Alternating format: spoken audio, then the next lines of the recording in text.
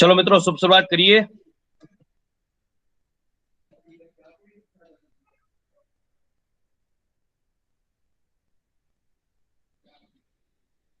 Revision કરી લીધું બધા લોકોએ? હા સર. ચલો પ્રશ્ન જવાબ પૂછું.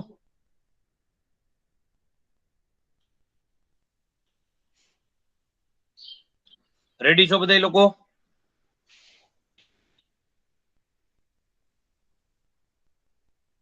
ફટાફટ આન્સર આપો. Yes sir. ચલો સ્ટાર્ટ કરીએ. મૌર્ય વંશના અંતિમ રાજાનું નામ બોલો. બૃહદત્ત. બૃહદત્તને મારનાર વ્યક્તિ કોણ? પુષ્યમિત્ર શૃંગ. પુષ્યમિત્ર શુંગ, શુંગ વંશના સ્થાપના કરનાર વ્યક્તિ. ઓકે, વેદ ટોટલ કેટલા છે? 4. નામ બોલો લાઈનમાં. ઋગ્વેદ, યજુર્વેદ, સામવેદ ને અથર્વવેદ. સંગીતનો વેદ કોને માનવામાં આવે છે? સામવેદ. પુરાણ કેટલા છે? 18. સૌથી જૂનું પુરાણ કયું? મત્સ્ય પુરાણ. મત્સ્ય પુરાણ. અને ગુજરાતમાં મહેસાણા ખાતે લખાયેલું પુરાણ કયું? Skanda Purana. Skanda Purana. Very good. Okay, મૃત્યુ પછી કયું પુરાણ ગાવામાં આવે છે? ગરુડ પુરાણ. ઉપનિષદ કેટલા છે? 108. સત્યમેવ જયતે શેમાંથી લીધું છે? મુંડકોપનિષદ. મુંડક ઉપનિષદ. જે ઋગ્વેદની અંદર જે ઋચાઓ ગાય એને શું કહેવાય? સુક્ત. નહીં, ગાય. હું ગાઉં છું તો માન્ય શું કહેવાય? હોતૃ. ગાયત્રી મંત્ર કયા શેમાં લખેલો છે? કયા મંડળમાં? ત્રીજા મંડળમાં. કોણે લખ્યું? વિશ્વામિત્ર ઋષિ. વિશ્વામિત્ર ઋષિ. 5મા નંબરનું મંડળ કોણે લખ્યું? અત્રિ. અત્રિના છોકરાનું નામ શું? ગુરુ દત્તાત્રેય. એ ગુરુ દત્તાત્રેયનું શિખર ક્યાં આવેલું છે? કચ્છના કાળા ડુંગરમાં. ખોટું. ગિરનારમાં, જુનાગઢ. અને ગુરુ દત્તાત્રેયની સમાધિ ક્યાં આવેલી છે? કચ્છ. કયો ડુંગર? કાળો કયો ડુંગર. ડુંગર? કાળા ડુંગરની 3 વિશેષતા બોલો.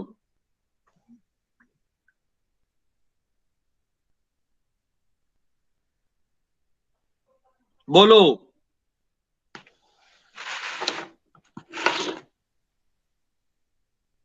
હલો,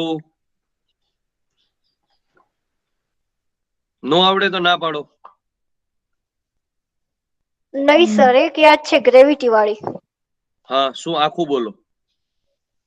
સર ઈ સરખું યાદ ન થતું, બટ ગ્રેવિટી પોઈન્ટ ત્યાં આવેલો છે. યાદ રાખો, કચ્છની અંદર ડુંગરોને ધાર કહેવામાં આવે છે.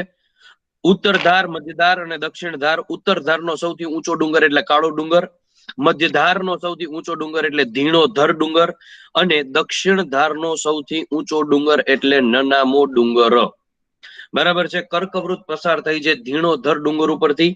કાળા ડુંગરની વિશેષતા તો તે ઉત્તર ધારનો પણ સૌથી ઊંચો ડુંગર છે અને આખા કચ્છનો સૌથી ઊંચો ડુંગર છે. ત્યાં ગુરુત્વાકર્ષણ બળ નો વિરુદ્ધ નિયમ લાગે છે, એટલે કે ત્યાં મેગ્નેટિક પોઈન્ટ આવેલો છે. બરાબર છે. ગાડી ન્યુટ્રલમાં હોય તો નીચે ઉતરવાને બદલે ઉપર ચડે છે. આખા ભારતમાં આવા 3 મેગ્નેટિક પોઈન્ટ આવેલા છે, જેમાં પેલા એક કાળા ડુંગર ઉપર છે, બીજો તુલસી શ્યામ પાસે છે અને ત્રીજો લેહ લદ્દાખ ખાતે છે. ગુજરાતમાં 2 છે. કાળા ડુંગરની બીજી વિશેષતાની જો આપણે ચર્ચા કરીએ તો એક બાજુ આખું રણ દેખાય છે, એક બાજુ આખું કચ્છ દેખાય છે અને એક બાજુ પાકિસ્તાનની બોર્ડર દેખાય છે. ચોથી મહત્વની વિશેષતા કે ત્યાં હાલની તારીખે પણ શિયાળિયા પ્રસાદી ખાવા માટે આવે છે. કારણ કે જ્યારે ગુરુ દત્તાત્રેય હતા તો ગુરુ દત્તાત્રેય જ્યારે ત્યાં સમાધિ લેવા માટે ત્યાં જયેલા હતા, ત્યારે તે ભૂખ્યાઓને છે એ ભોજન ખવડાવતા હતા. અને ભૂખ્યાઓને ભોજન ખવડાવતા તો એ સમયે શિયાળિયાઓએ કીધું કે તો અમારો શું વાંક છે. ત્યારે એ લોકોને પણ ભોજન પીરસવા માટે રોટલી શાક આપવામાં આવ્યા, પરંતુ શિયાળિયાઓએ કીધું કે અમે તો માત્ર ને માત્ર માંસ ખાઈએ છીએ. ત્યારે ગુરુ દત્તાત્રેય પોતાની શરીરના એક એક અંગ કાપી કાપીને એ લોકોને આપવાના ચાલુ કર્યા. બરાબર છે ને? એવી રીતે આખે આખું શરીર છે પોતાનું શિયાળિયાને ખવડાવી દીધું ને છેલ્લે પોતે સમાધિ લઈ લીધી. આ એની વિશેષતા છે કચ્છના કાળા ડુંગરની. આ યાદ રાખવાનું રહેશે. ચલો, હડપ્પાની શોધ કઈ સાલમાં થઈ?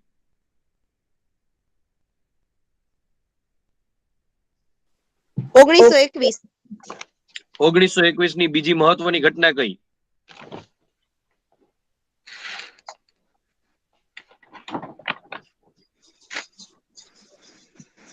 1921 ની બીજી મહત્વની ઘટના કઈ? ગુજરાતમાં કોંગ્રેસનું ગુજરાત અધિવેશન. ત્રીજું અધિવેશન. કેટલામું? કેટલામું? કેટલામું? ત્રીજું. ઓકે, ચારે ચાર અધિવેશન લાઈનમાં બોલો સાલ સહિત.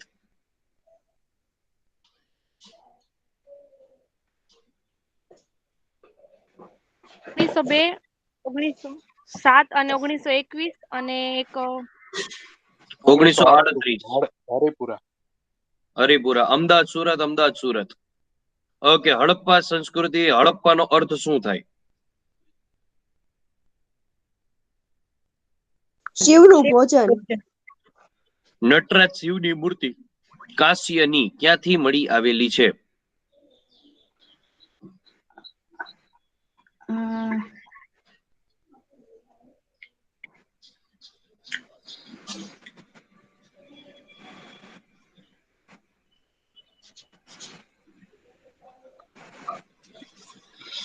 ચૌલ રાજાઓના સમયમાં મળી આવેલી છે. અને જે હડપ્પીય સંસ્કૃતિમાંથી મળી આવેલી હતી શેલખડી પથ્થરની હતી. Yes or no? સર હમ સર ચોલ સમયે મળી હતી કાશ્યની મૂર્તિ. ઈ ક્યાં સ્થળેથી મળી હતી? ક્યાંથી? ક્યાં સ્થળેથી મળી હતી કાશ્યની દક્ષિણ મૂર્તિ? દક્ષિણ ભારતમાંથી મળેલી હતી. સ્થળ ક્યાંય પ્રોપર નથી મેડમ. Okay sir.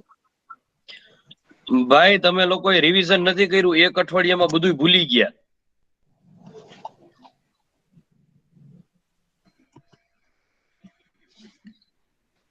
ચૌદ જણા છો. યોગેશભાઈ ધડાધડ જવાબ દેતા હતા, એ નથી દેતા. રિદ્ધિબા નથી દેતા. હિરલ મેડમ નથી દેતા. અજયભાઈ જવાબ નથી દેતા. નમ્રતા મેડમ જવાબ નથી દેતા. દેવાંગી મેડમ જવાબ નથી દેતા. વિરલભાઈ જવાબ નથી દેતા.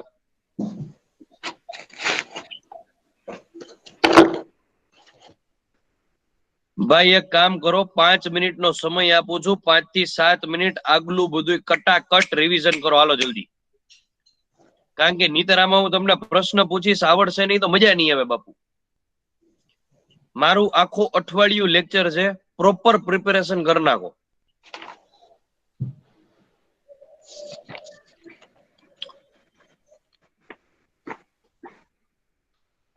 પાંચ થી 7 મિનિટનો સમય આપું છું. પછી એક એક ને હું પ્રશ્ન પૂછીશ નામ લઈ લઈને.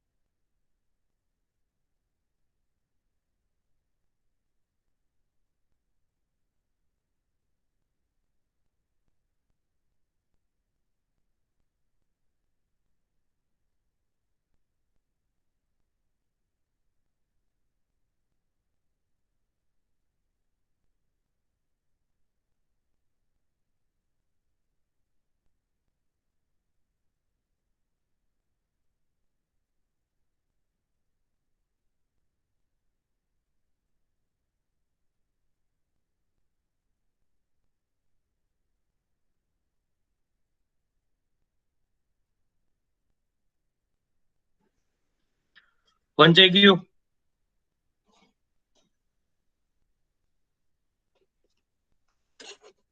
વંચાઈ ગયું બધા લોકોને? હા સર. ચલો દેવાંગી મેડમ તમે જ બોલો. હા સર.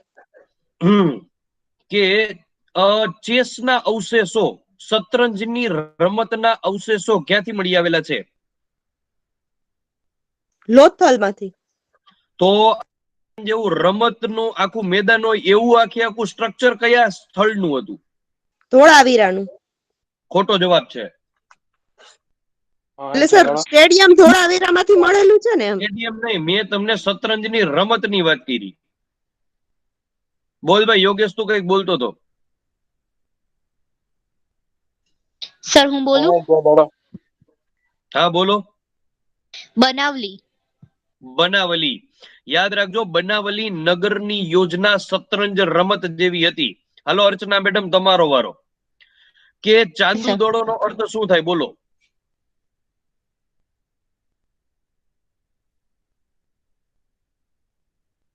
ચાંદુ દોડોનો એક્ઝેક્ટ કોઈ મતલબ અર્થ નથી.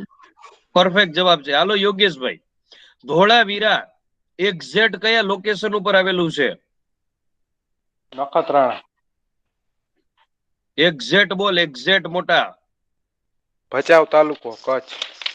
હા, ભચાઉ તાલુકો, ખદીર બેટ અને કચ્છ જિલ્લાની અંદર આવેલું છે.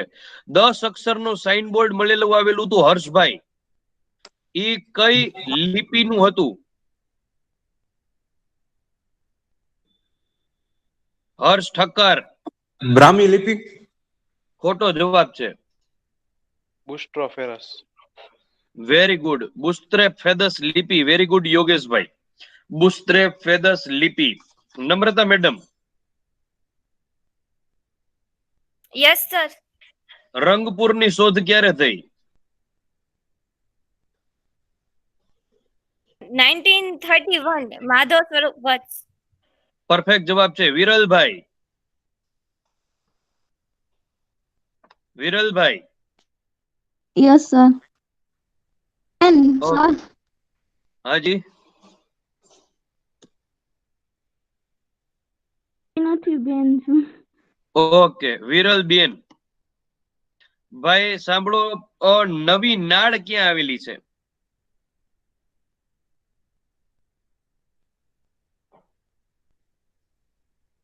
નવી નાળ બોલો અર્ચના.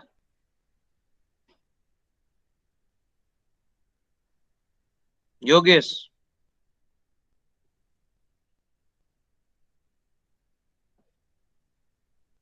હડપ્પીય સંસ્કૃતિની સાઇટ નવી નાળ ક્યાં આવેલી છે?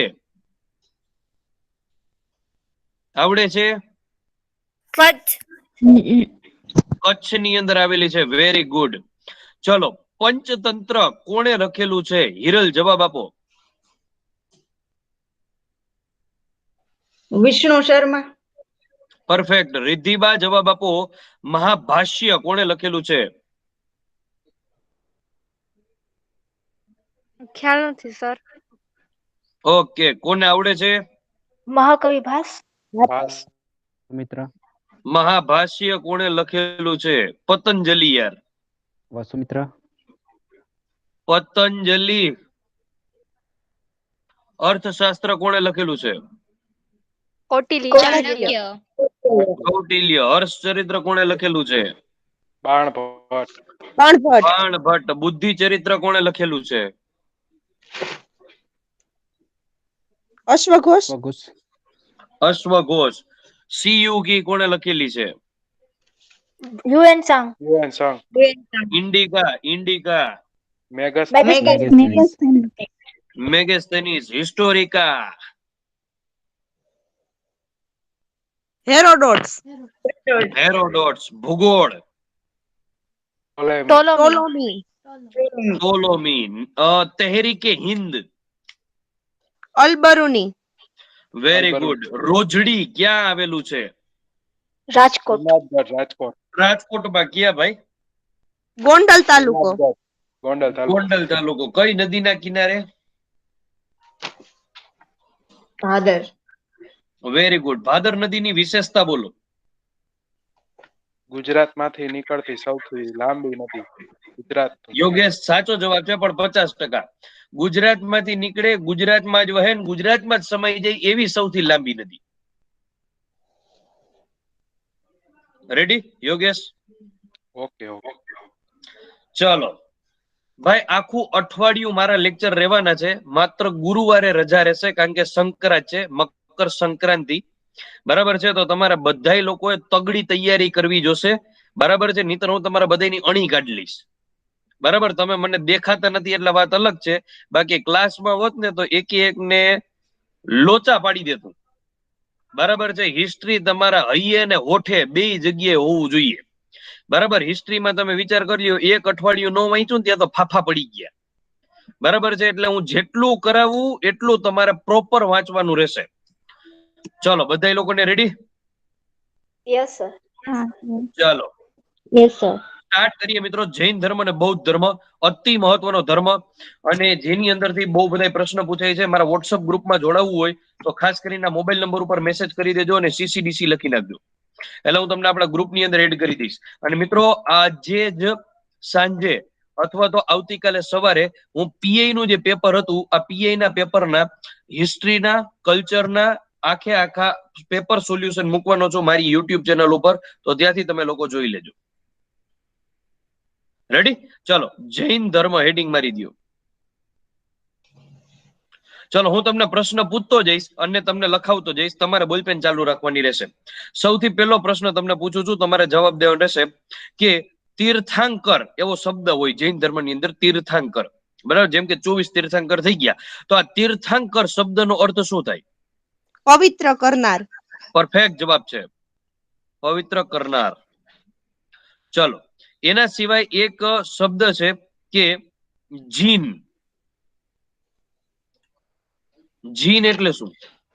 જેણે વિજય. બધું જીતેલું ઉપર છે, જીતનાર. પંચ ઇન્દ્રિયો ઉપર પોતાનો વિજય. બધી ઇન્દ્રિયો પર વિજય મેળવનાર.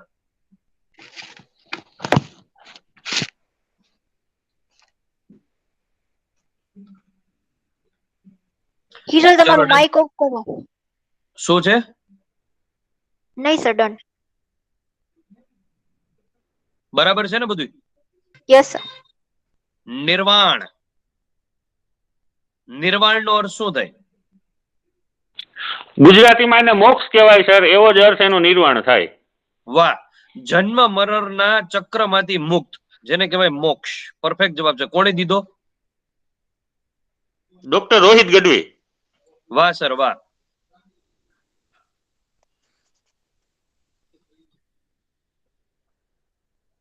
જૈન ધર્મના ટોટલ કેટલા તીર્થાંકર થઈ ગયા? 24 તીર્થંકર. સૌથી પહેલા ક્યાં? ઋષભદેવ. ઋષભદેવ. ઋષભદેવના બંને બાળકોના નામ શું?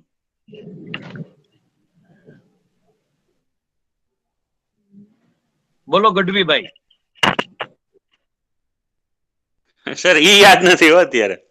ભદ્ર અને બાહુ. યાદ રાખજો, ભદ્ર અને બાહુ. અને એના ઉપરથી ગુજરાતી સાહિત્યનો સૌથી પહેલો ધોર અને રાસ લખવામાં આવેલો છે, જેનું નામ છે ભરતેશ્વર બાહુબલી ધોર. શાલિભદ્ર સુરી દ્વારા લખવામાં આવેલો છે. બરાબર, ઋષભદેવના બે બાળકો હતા. એ તમને ગુજરાતી લિટરેચરમાં સ્ટોરી આવશે, પણ હું તમને લોકોને ઉપર છલ્લી કહી દઉં કે શું હતી આ સ્ટોરી. કે જે બાહુબલી મૂવી છે ને, એ આ સ્ટોરી ઉપરથી બનેલું છે, ભદ્ર અને બાહુ ઉપરથી. કે પેલા બે ભાઈઓ હતા, એ ભાઈઓ બે છે ગાદી ઉપર બાજે છે, અને એ ગાદી માટે બાજે છે. ભદ્ર હોય છે નાનો ભાઈ હોય છે, બાહુ હોય છે મોટો ભાઈ હોય છે. બરાબર છે ને? એ બે ભાઈઓ બાજે છે. મોટાને એમ થાય છે કે હું મોટો, હું ગાદીએ બેહું. નાનાને એમ થાય હું શક્તિશાળી છું, હું ગાદીએ બેસું. અને પછી બંને જણા યુદ્ધ કરે છે. બંને પોતાની સૈન્ય છે એ બંને મરાઈ જાય છે યુદ્ધની અંદર. બે ભાઈઓ છેલ્લે વધે છે, અને બે ભાઈને પછી એકબીજા ઉપર દયા આવે છે. એને એમ થાય છે કે અમારો મોટો ભાઈ છે, મારે જવા દેવું જોઈએ, ભલે એ બિચારો ગાદીએ બેસે. નાનાને એમ થાય છે કે મોટો છે, મોટાને એમ થાય કે બિચારો નાનો હે, ખોટું એના માટે હું લડ્યો, ગાદી દઈ દેવી જોઈએ. અને પછી બે ભાઈઓ ગાદીએ નથી બેસતા. જૈન ધર્મનો અંગીકાર કરે છે, અને એ ઋષભદેવના બે બાળકો. પિક્ચરની અંદર થોડું ઘણું ચેન્જીસ કરી નાખ્યું, પણ એ સ્ટોરી લેવામાં આવી છે આના ઉપરથી. ભરતેશ્વર બાહુબલી રાસ અને ભરતેશ્વર બાહુબલી ધોર શાલિભદ્ર સુરી દ્વારા લખવામાં આવેલું છે. ઋષભદેવ સૌથી પહેલા છે. આ ઋષભદેવ સૌથી પહેલા તીર્થંકર છે, તો એનું પ્રતીક કયું હતું? પ્રતીક ઋષભ અથવા વૃષભ સાંઢ. શાંડ. યાદ રાખજો, વેરી ગુડ, શાંડ. ઓકે, એના સિવાય યાદ રાખવાનું રહેશે એનું યક્ષ કયું હતું? યક્ષ, તો એનું યક્ષ હતું ગોમુખ. અને એને ક્યાં જ્ઞાન પ્રાપ્તિ થઈ હતી? કયા વૃક્ષની નીચે? તો યાદ રાખજો, વડલા નીચે.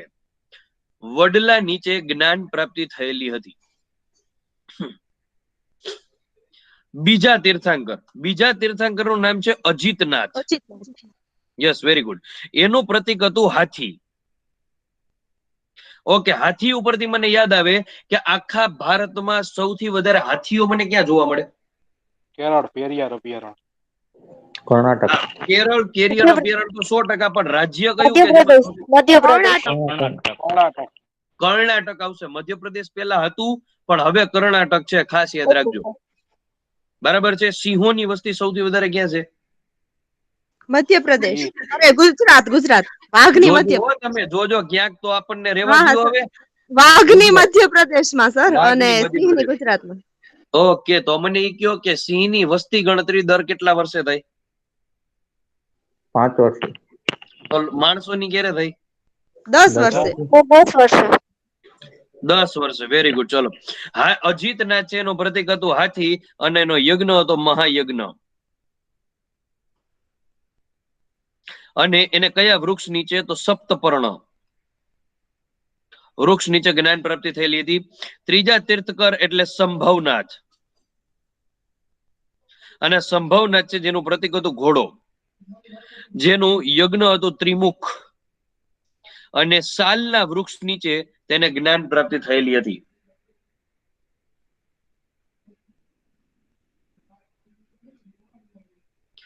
ઘોડા ઉપરથી મને 3 થી 4 પ્રશ્ન યાદ આવે. ઘોડા ઉપરથી મહારાણા પ્રતાપના ઘોડાનું નામ શું હતું? ચેતક. મહારાણા પ્રતાપના ઘોડાનું નામ શું હતું? ચેતક. આ ચેતકનો એક ભાઈ હતો, એનું નામ શું હતું? કોઈને ખબર છે? મેડમ. પરફેક્ટ જવાબ છે નેતક. ચલો, એના સિવાય શિવાજી મહારાજ, એના ઘોડાનું નામ શું હતું? ચેતક ની સર ચેતક ક્યાંથી આપવામાં? ચેતક ઘોડો ચોટીલામાંથી સર આપવામાં આવ્યો હતો. પરફેક્ટ જવાબ છે. ચારણે છે ને એને ગિફ્ટ આપેલો હતો. એટલે અમે ચારણ છીએ એટલે મને થોડી ઇતિહાસ યાદ આવી ગયો સર એટલે. વાહ સાહેબ વાહ. ચારણ દ્વારા એને ગિફ્ટ આપવામાં આવેલો હતો. ચેતક અને નેતક બંને ભાઈઓ હતા, અને એ ચારણ જે એક ભાઈ હતા એ છે મહારાણા પ્રતાપ પાસે જાય છે, અને મહારાણા પ્રતાપને કહે છે કે તમારે સૈન્યની અંદર આ બંને ઘોડાને લઈ લ્યો, હું સ્પેશિયલ ખાસ તમારા માટે સૌરાષ્ટ્રથી લઈને આવેલો છું. અને ત્યારે મહારાણા પ્રતાપે કીધું કે હું મારો નાનામાં નાનો સૈનિક હોય ને એને એમને નથી લેતો, એના પણ ટેસ્ટ આપવી પડે છે, તો તમારા ઘોડા જો તમારે મને ગિફ્ટ કરવા હોય તો પણ એને ટેસ્ટ આપવી પડે, તો અને તો જ હું એને સૈન્યમાં લઉં. ત્યારે ચારણ કે છે કે તમારે જે ટેસ્ટ લેવી લઈ લ્યો, દેવતાઈ ઘોડા છે, બરાબર છે, અને તમને કોઈ દિવસ હારવા નહીં દે. ત્યારે ટેસ્ટ લેવા માટે આ નેતકને પથરાળ ભૂમિની અંદર, જ્યાં એકલા નકરા પાણા જ હતા, એની અંદર જે દાટવામાં આવે છે, અને 4 પગ એના પથરાળ જમીનની અંદર ખાડો કરીને દાટી દેવામાં આવે છે. 1.5 કિલોમીટર આગા ચારણ અને મહારાણા પ્રતાપ જાય છે, અને ચારણ છે મહારાણા પ્રતાપને કહે છે કે તમે જોશથી રાડ પાડો. નેતક, એ ઘોડાનું નામ નેતક છે, અને મહારાણા પ્રતાપ 3 થી 4 વખત રાડ પાડે છે, નેતક નેતક નેતક. અને નેતક છે પોતાના શરીરની પૂરેપૂરી તાકાત લગાડીને ખાડાની અંદર પગ હતા, પથરાળ ભૂમિની અંદર, છતાંય 4 પગની તાકાત લગાડીને ઉપર આવી જાય છે, દાટી દીધા હતા છતાંય. અને નેતક આટલી તાકાતથી ઉપર આવે છે જમીન ઉપર, જેના કારણે એને હાર્ટ એટેક આવી જાય છે અને ઓન ધ સ્પોટ મૃત્યુ પામે છે. એટલા માટે મહારાણા પ્રતાપને થાય છે કે જો નેતક આવો તાકાત વાળો હોય કે જેના 4 પગ દાટી દીધા પથરાળ ભૂમિમાં છતાંય બહાર નીકળી શકતો હોય, તો આ ચેતક પણ આવો તાકાત વાળો હશે. એટલે એની ટેસ્ટ લીધા વગર ડાયરેક્ટ એના સૈન્યની અંદર ભરતી કરવામાં આવે છે. અને મહારાણા પ્રતાપને પછી એટલો લગાવ થઈ જાય છે કે પોતાની પાસે જ ઘોડો રાખે છે ચેતક. અને હલ્દી ઘાટીનું યુદ્ધ થયું તો આપણને ખબર છે, અકબર અને મહારાણા પ્રતાપ વચ્ચે હલ્દી ઘાટીનું યુદ્ધ. અને આ હલ્દી ઘાટીના યુદ્ધમાં અકબરનું નેતૃત્વ સંભાળેલું હતું રાજા માનસિંગે. અને રાજા માનસિંહ જે હાથી ઉપર બેઠેલો હતો, અને અકબરની સેનાની અંદર ઘણા બધા હાથીઓ હતા. જ્યારે મહારાણા પ્રતાપની સેનાની અંદર એટલા બધા હાથીઓ નહોતા. ત્યારે મહારાણા પ્રતાપ છે એ બુદ્ધિ લગાડે છે અને બધાય ઘોડાને હાથીના મોઢાવાળા છે એ આખા વેશ ધારણ કરાવી દે છે અને ઘોડાને પહેરાવી દે છે, જેના કારણે હાથીને એમ લાગે કે અમારું મદન્યું છે અને એને મારે નહીં. મહારાણા પ્રતાપના ઘોડા ચેતકે પણ હાથીનું મોરું પહેરેલું હોય છે. અને જ્યારે આપણા અકબરની તરફથી લડવા વાળા રાજા માનસિંહ છે એ બીજાની તરફ લડતા હોય છે, ત્યારે પૂરેપૂરી તાકાતથી ચેતક છે એ બે પગ ઊંચા કરી નાખે છે અને મહારાણા પ્રતાપ છે એ પૂરી તાકાતથી ભાલાનો ઘા કરે છે. આ ભાલાનો ઘા કરે છે ત્યારે એક આંગળી જેટલો રાજા માનસિંહ છે એ દૂર રહી જાય છે અને બચી જાય છે.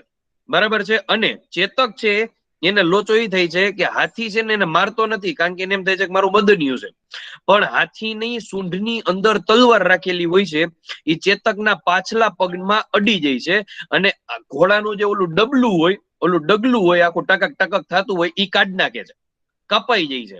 એટલે કે ચેતકનો પગ વ્યવસ્થિત રીતે ઇન્જર્ડ થઈ જાય છે. આમ કહેવા જાવ તો 3 જ પગમાં તાકાત રહી, એક આખો કપાઈ ગયો હતો. ચેતકને થયું કે હવે આપણું ભેગું નહીં થાય અને મહારાણા પ્રતાપને એમ થયું કે હવે આ ચેતક છે એ દોડી નહીં શકે, એટલે મહારાણા પ્રતાપ છે યુદ્ધ છોડવાનું નક્કી કરી લે છે અને પોતાનો જે મુગટ હતો એ એના સેનાપતિને આપી દે છે અને પોતે છે એ પૂરી તાકાતથી ભાગે છે અને રણભૂમિ છોડીને વયા જાય છે. અને 10 થી 12 મીટર લાંબુ નાલું હતું, એ ચેતકનો પગ તૂટેલો હતો, કપાઈ ગયેલો હતો, ભાંગેલો હતો, છતાં પણ 10 થી 12 મીટર ઊંચું લાંબુ હતું. આખું નાલું ઠેકી જઈએ, નદીનું નાલું. અને સામેની સાઈડ પડે છે ત્યાં બીજા પણ 3 પગ એના એમને તૂટી જાય છે, કારણ કે જોરથી પછડાટ લાગે છે. એટલે મહારાણા પ્રતાપ બચી જાય છે અને ત્યાં ને ત્યાં ચેતક છે એ છેલ્લા શ્વાસ લે છે, ચેતક મૃત્યુ પામે છે. અને ચેતક છે એ ત્યાં ને ત્યાં અંતિમ શ્વાસ લઈને મૃત્યુ પામે છે. એટલા માટે હલ્દી ઘાટીના યુદ્ધની બહાર જ ચેતકની સમાધિ હાલની તારીખે પણ આવેલી છે રાજસ્થાનની અંદર. કોક વખત જાવ તો જાજો, બહુ જબરદસ્ત સ્થળ છે. રેડી? Yes sir. આ મહારાણા પ્રતાપની આખી બાયોગ્રાફી મેં મારી યુટ્યુબ ચેનલમાં કવર કરી છે, ખાસ જોઈ નાખજો. બહુ તમને ઘણું બધું નવું જાણવા મળશે. બરાબર છે? ચલો, શિવાજી મહારાજના ઘોડાનું નામ શું હતું? શિવાજી મહારાજ કંદર્થ. હે? કંદર્થ. પરફેક્ટ જવાબ છે, કંદર્થ. 100% સાચો જવાબ છે. કંદર્થ લખ્યું છો મેં, કંદર્થ. ઓકે. પછી આપણો મહાન રાજા સિકંદર હતો ને, સિકંદરના ઘોડાનું નામ શું હતું? બુકેફોલિસ. Very good, Bucephalus. પછી આપણા સ્વામિનારાયણ સંપ્રદાયના સહજાનંદ સ્વામીના ઘોડાનું નામ શું હતું? માણકી. ઈ તો ઘોડી હતી ભાઈ.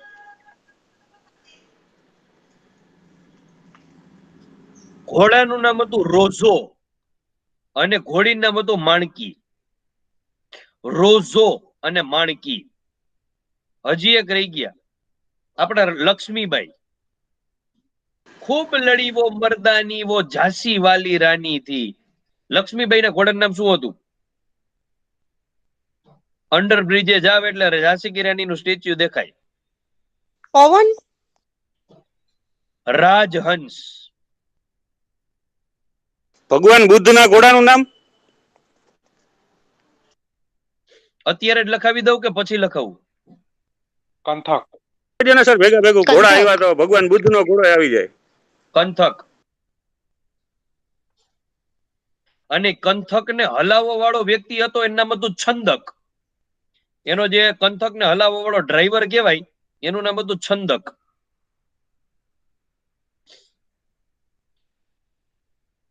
ચલો, રેડી? Yes sir. આ લિસ્ટ રાખી દેજો જરાક. તમને છે ને પાસ થઈ જાવ ને એક્ઝામમાં, પછી જો વાંચવાનો શોખ હોય ને તો સૌરાષ્ટ્રના ઘોડાઓ એવી બુક આવે છે, એ લઈ લેજો. ગ્રંથ નિર્માણ બોર્ડની બુક છે. બધાય ઘોડા, અરબી ઘોડા કેવા હોય, સોરઠી ઘોડા કેવા હતા, કોના કેટલા ઘોડા હતા, કેવા ઘોડા હતા, એની આખી માહિતી આપેલી છે. બહુ મસ્ત છે. મેં લીધી છે પણ આખી નથી વંચાણી. બહુ જોરદાર બુક છે. માંડ હજી 30-40 પાના વાંચ્યા, પણ બુક બહુ સારી છે. ઓકે, પેલા 3 તીર્થંકર છે ને એ મસ્ત કામના છે. હવે છેલ્લા 3 તીર્થંકર કામના છે, 22, 23, 24. ચલો 22માં તીર્થંકર એટલે કોણ આવશે મિત્રો? અરિષ્ટ નેમી.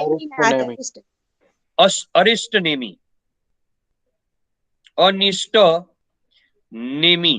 અનિષ્ટ નેમી નું પ્રતીક હતું શંખ અને એનો યજ્ઞ હતો ગોમેઘા અને એને વેતાસુ અથવા વેતાસા વૃક્ષની નીચે જ્ઞાન પ્રાપ્તિ થયેલી હતી. એ જ રીતે 23માં તીર્થંકર એટલે પાર્શ્વનાથ અને પાર્શ્વનાથ નું પ્રતીક હતું સર્પ અને એનું યજ્ઞ હતો ધરણીધર. અમદાવાદની અંદર એક એરિયો આવેલો છે જેનું નામ છે ધરણીધર, આ પણ યાદ રાખજો. અને એને કયા વૃક્ષની નીચે જ્ઞાન પ્રાપ્તિ થયેલી હતી? તો યાદ રાખજો, દેવના અરુ. અને 24માં છેલ્લા મહાવીર સ્વામી. અને મહાવીર સ્વામીને ક્યારે જ્ઞાન પ્રાપ્તિ થઈ? તો યાદ રાખજો, સિંહ એનું પ્રતીક હતું અને સાલના વૃક્ષની નીચેનો યજ્ઞ હતો કયો? મલંટ અથવા મટંગ, કોઈ પણ યાદ રાખી શકો. મલંટ અથવા તો મટંગ.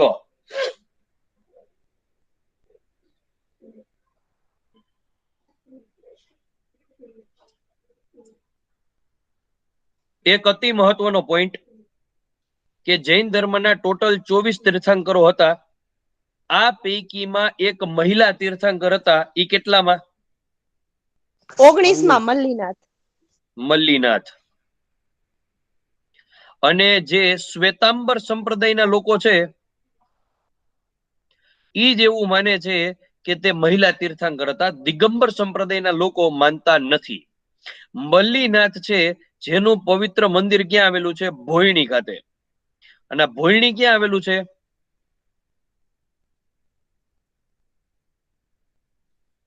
બોલો સર ઈ કયું નામ કીધું? સર ભોયણી. ભોયણી. ઠીક છે સર. વિરમગામ અમદાવાદ.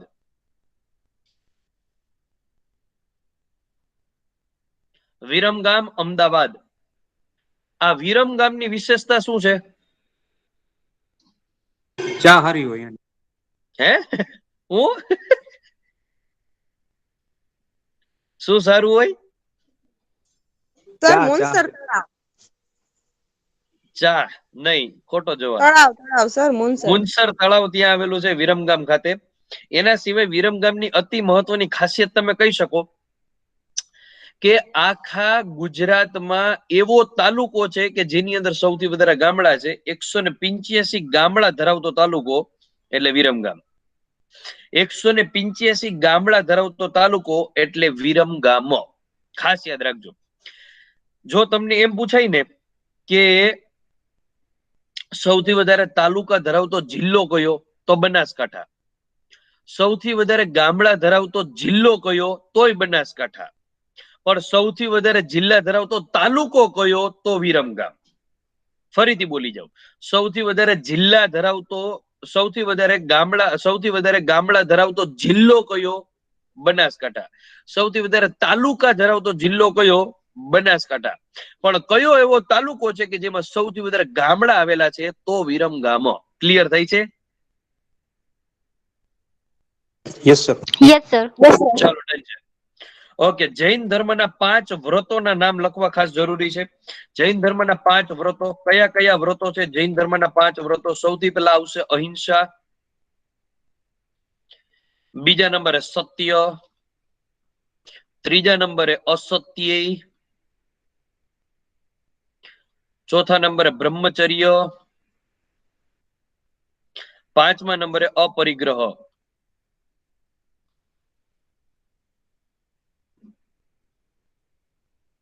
સત્ય, અહિંસા, સત્ય, અસત્ય, બ્રહ્મચર્ય અને અપરિગ્રહ.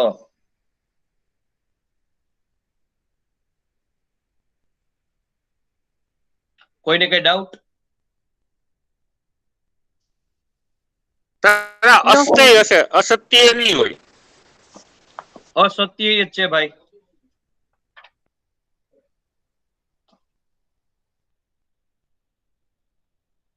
સર અસત્યનો મીનિંગ શું? ખોટું ન બોલવું. ઓકે પાંચે પાંચના મિનિંગ લખાવી દઉં કે આવડે છે? સર લખાવી દો ને, નથી ખ્યાલ. પાંચે પાંચને લાઈનમાં લખી નાખો. એક મિનિટ હો.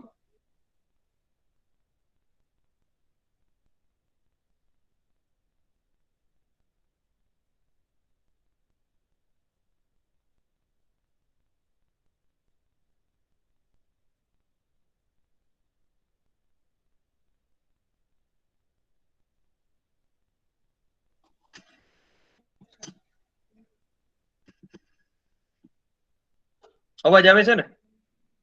Yes sir. ઓકે, પાંચે પાંચ નો લખી નાખો. પેલા અહિંસા. પેલા અહિંસા એટલે શું? અહિંસા એટલે કોઈને મારવું નહીં, સિમ્પલ. પછી સત્ય એટલે ખોટું ન બોલવું. હમણાં મને કોને કોને સર, મારવું કે વધ ન કરવું? હે સર, મારું અહિંસાનો અર્થ મારવું કે વધ ન કરવું? મારવું નહીં, વધઈ ન કરવું. કારણ કે જૈન ધર્મના લોકો એવું માને છે કે ચપ્પલ ન પહેરવા જોઈએ, જેના કારણે સૂક્ષ્મ જીવો પણ એને હાનિ ન પહોંચે કે મરી ન જાય.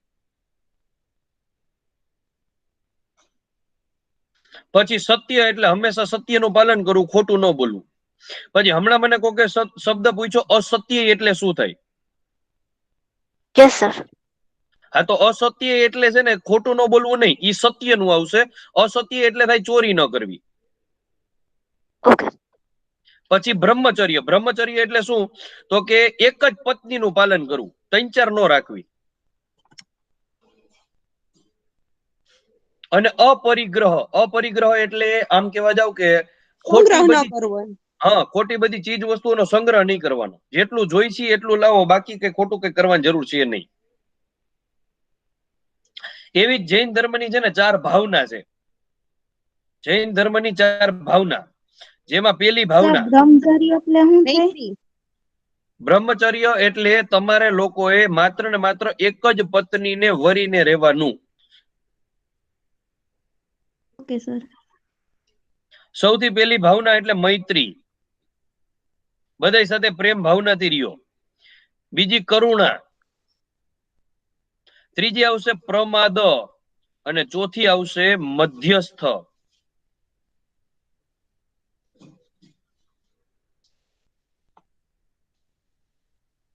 મૈત્રી એટલે શું? તો કે બધા સાથે પ્રેમથી રહેવાનું, મૈત્રી સાથે રહેવાનું. કરુણા એટલે કોઈને પણ દુખી કરવાના નહીં.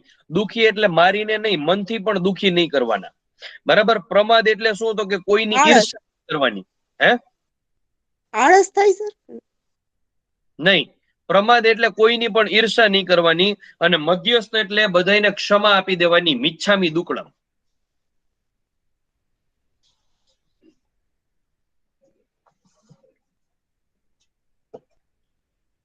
જૈન ધર્મના 2 ભાગ પડેલા છે. પહેલો ભાગ એટલે શ્વેતાંબર, બીજો ભાગ એટલે દિગંબર. હું લખું છું એ દેખાય તો છે ને તમને? Yes sir. શ્વેતાંબર અને દિગંબર.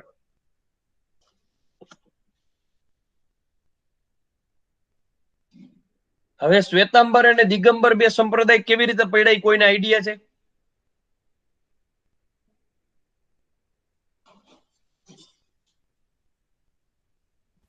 સર, મેં સાંભળેલું છે કે એકવાર મગજમાં દુષ્કાળ પડ્યો હતો ને, તો અમુક જે ગ્રુપ છે ને એ લોકો દક્ષિણમાં કે એવી બીજી જગ્યાએ જતા રહ્યા, અને પછી પાછા આવ્યા ને તો એ લોકોમાં પછી 2 ભાગ પડી ગયા. સાચો છે તમારો, સાંભળેલું બધું પરફેક્ટ છે. હવે વસ્તુ સ્થિતિ એવી બને છે કે હા નહીં સર, કઈ નહીં. બોલો બોલો. આઈ મીન ફર્સ્ટ જે જૈનિસ્ટ કાઉન્સિલ થઈ હતી ને, ત્યાર પછી તેમાં એમના 2 શાખાઓમાં વિભાજન થયેલું. Very good. હવે યાદ રાખજો, ચંદ્રગુપ્ત મૌર્યનો જ્યારે સમય હતો ત્યારે મગધની અંદર વ્યવસ્થિત રીતે દુષ્કાળ પડે છે. અને મગધ એટલે 16 જનપદમાંનું સૌથી મોટું જનપદ હતું એ સમયનું. અને ચંદ્રગુપ્ત મૌર્ય છે એ જૈન ધર્મનો અંગીકાર કરેલો હતો અને એ મગધની અંદર બે સાધુઓ રહેતા હતા, જેમાં એક સાધુનું નામ હતું સ્થૂલીભદ્ર અને બીજાનું નામ હતું ભદ્રબાહુ.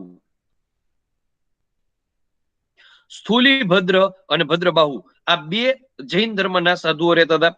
હવે એ સમયે ભયંકર દુષ્કાળ પડે છે, એટલે ભદ્રબાહુ અને તેના અનુયાયીઓ છે એ દક્ષિણ ભારતમાં ચાલ્યા જાય છે. દક્ષિણ ભારતમાં ચાલ્યા જાય છે અને સ્થૂલીભદ્ર અને એના અનુયાયીઓ છે એ ક્યાં રહે છે? તો કે માત્ર ને માત્ર કઈ જગ્યાએ રહે છે? તો કે પોતે મગધની અંદર જ રહે છે. હવે લોચો એ થાય છે કે જ્યારે આપણે આખો સંપૂર્ણ દુષ્કાળ છે પતી જાય છે, એટલે ભદ્રબાહુ અને તેના અનુયાયીઓ છે એ ફરી પાછા મગધ આવે છે. એ સમયે સ્થૂલીભદ્ર અને ભદ્રબાહુના બંનેના વિચારો છે મળતા નથી. ઓલા કે ને કે અન્ન નોખા એના મન નોખા, બરાબર છે? એટલા માટે પ્રોબ્લેમ થઈ છે. અને પછી પ્રોબ્લેમ એવો થાય છે કે જે ભદ્રબાહુ અને તેના અનુયાયીઓ હતા, ભદ્રબાહુ અને એના અનુયાયીઓ એટલે કે જે દક્ષિણ ભારતમાં વયા ગયા હતા, એ બધા શું કહેવાના? તો કે દિગંબર સાધુઓ કહેવાના. અને સ્થૂલીભદ્ર અને તેના અનુયાયીઓ હતા એ બધા શ્વેતાંબર સાધુઓ કહેવાના. અને આના માટે અંદરો અંદર એટલી હદે ડખા થઈ ગયા, એટલા માટે જૈન ધર્મની સૌ પ્રથમ સભા બોલાવવામાં આવી. યાદ રાખજો, જૈન ધર્મની 2 સભા ભરાયેલી છે, બૌદ્ધ ધર્મની 4 સભા ભરાયેલી છે. જૈન ધર્મની 2 સભા ભરાણી, એમાં પહેલી સભા ચંદ્રગુપ્ત મૌર્યના સમયમાં ભરાણી અને બીજી સભા આપણા ગુજરાતમાં જ ભરાણી હતી, જે મૈત્રક વંશનું શાસન હતું. ધ્રુવસેન પહેલો, ધ્રુવસેન પહેલાના સમયમાં ભરાયેલી હતી. હવે પહેલી સભા જ્યારે ભરાણી ચંદ્રગુપ્ત મૌર્યના સમયમાં પાટલીપુત્ર ખાતે મગધની અંદર શાસન હતું ચંદ્રગુપ્ત મૌર્યનું, ત્યારે જૈન ધર્મના 2 ભાગ પડી ગયા, શ્વેતાંબર અને દિગંબર. આ તમારા લોકો યાદ રાખવાનું રહેશે. ક્લિયર છે?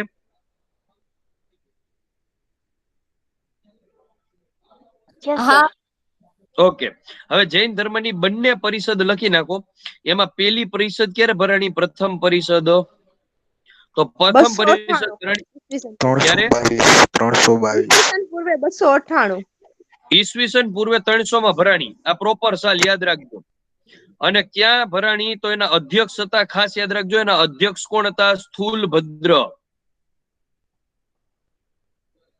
બરાબર છે? એ સમયે કોનું શાસન હતું? ચંદ્રગુપ્ત પ્રથમ. એ સમયે ક્યાં સભા ભરાણી હતી? પાટલીપુત્ર.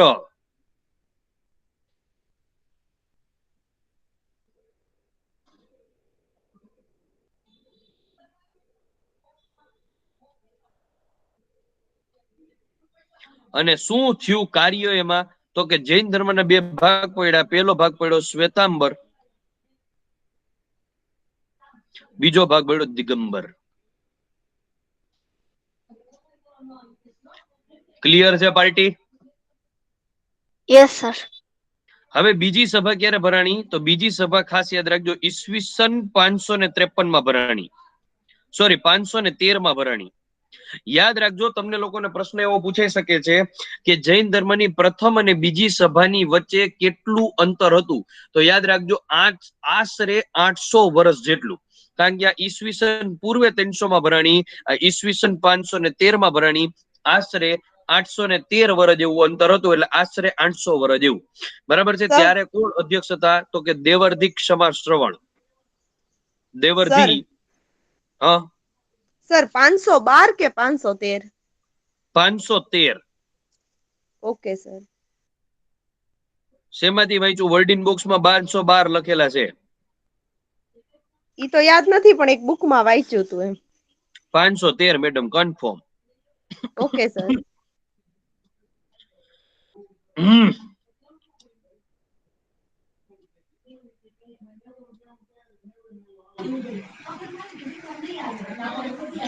દેવર્ધિ ક્ષમા શ્રવણ કોના શાસનકાળ દરમિયાન? ધ્રુવસેન પ્રથમ. કઈ જગ્યાએ? વલભી. શું કાર્ય થયું? તો કે જૈન ધર્મના જે પવિત્ર ગ્રંથ હતા, આ પવિત્ર ગ્રંથને આગમ ગ્રંથો કહેવાય, તે લખવામાં આવ્યા હતા. અને ટોટલ 12 આગમ ગ્રંથો તૈયાર કરવામાં આવ્યા. કેટલા આગમ ગ્રંથો તૈયાર કરવામાં આવ્યા? 12.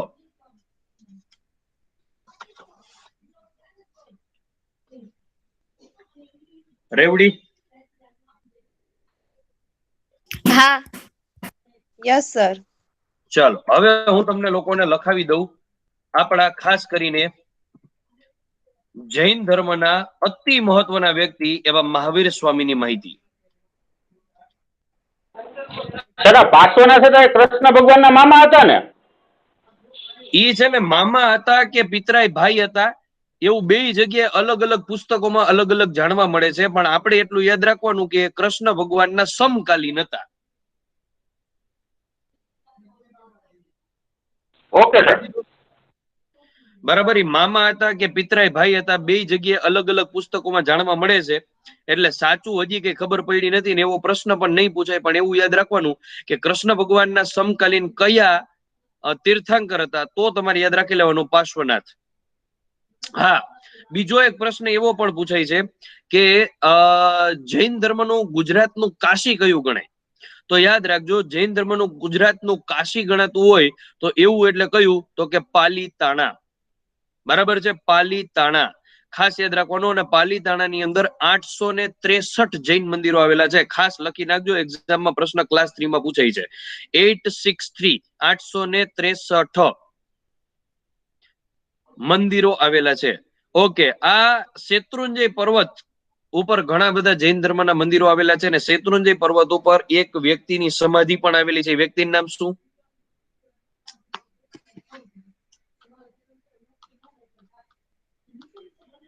બોલો સર ઋષભદેવ નું ત્યાં મંદિર છે. ઈ તો પવિત્ર મંદિર, સૌથી મોટું મંદિર ઋષભદેવનું છે. ઈ ફાઇનલ વાત છે, 100% તમારો જવાબ સાચો છે.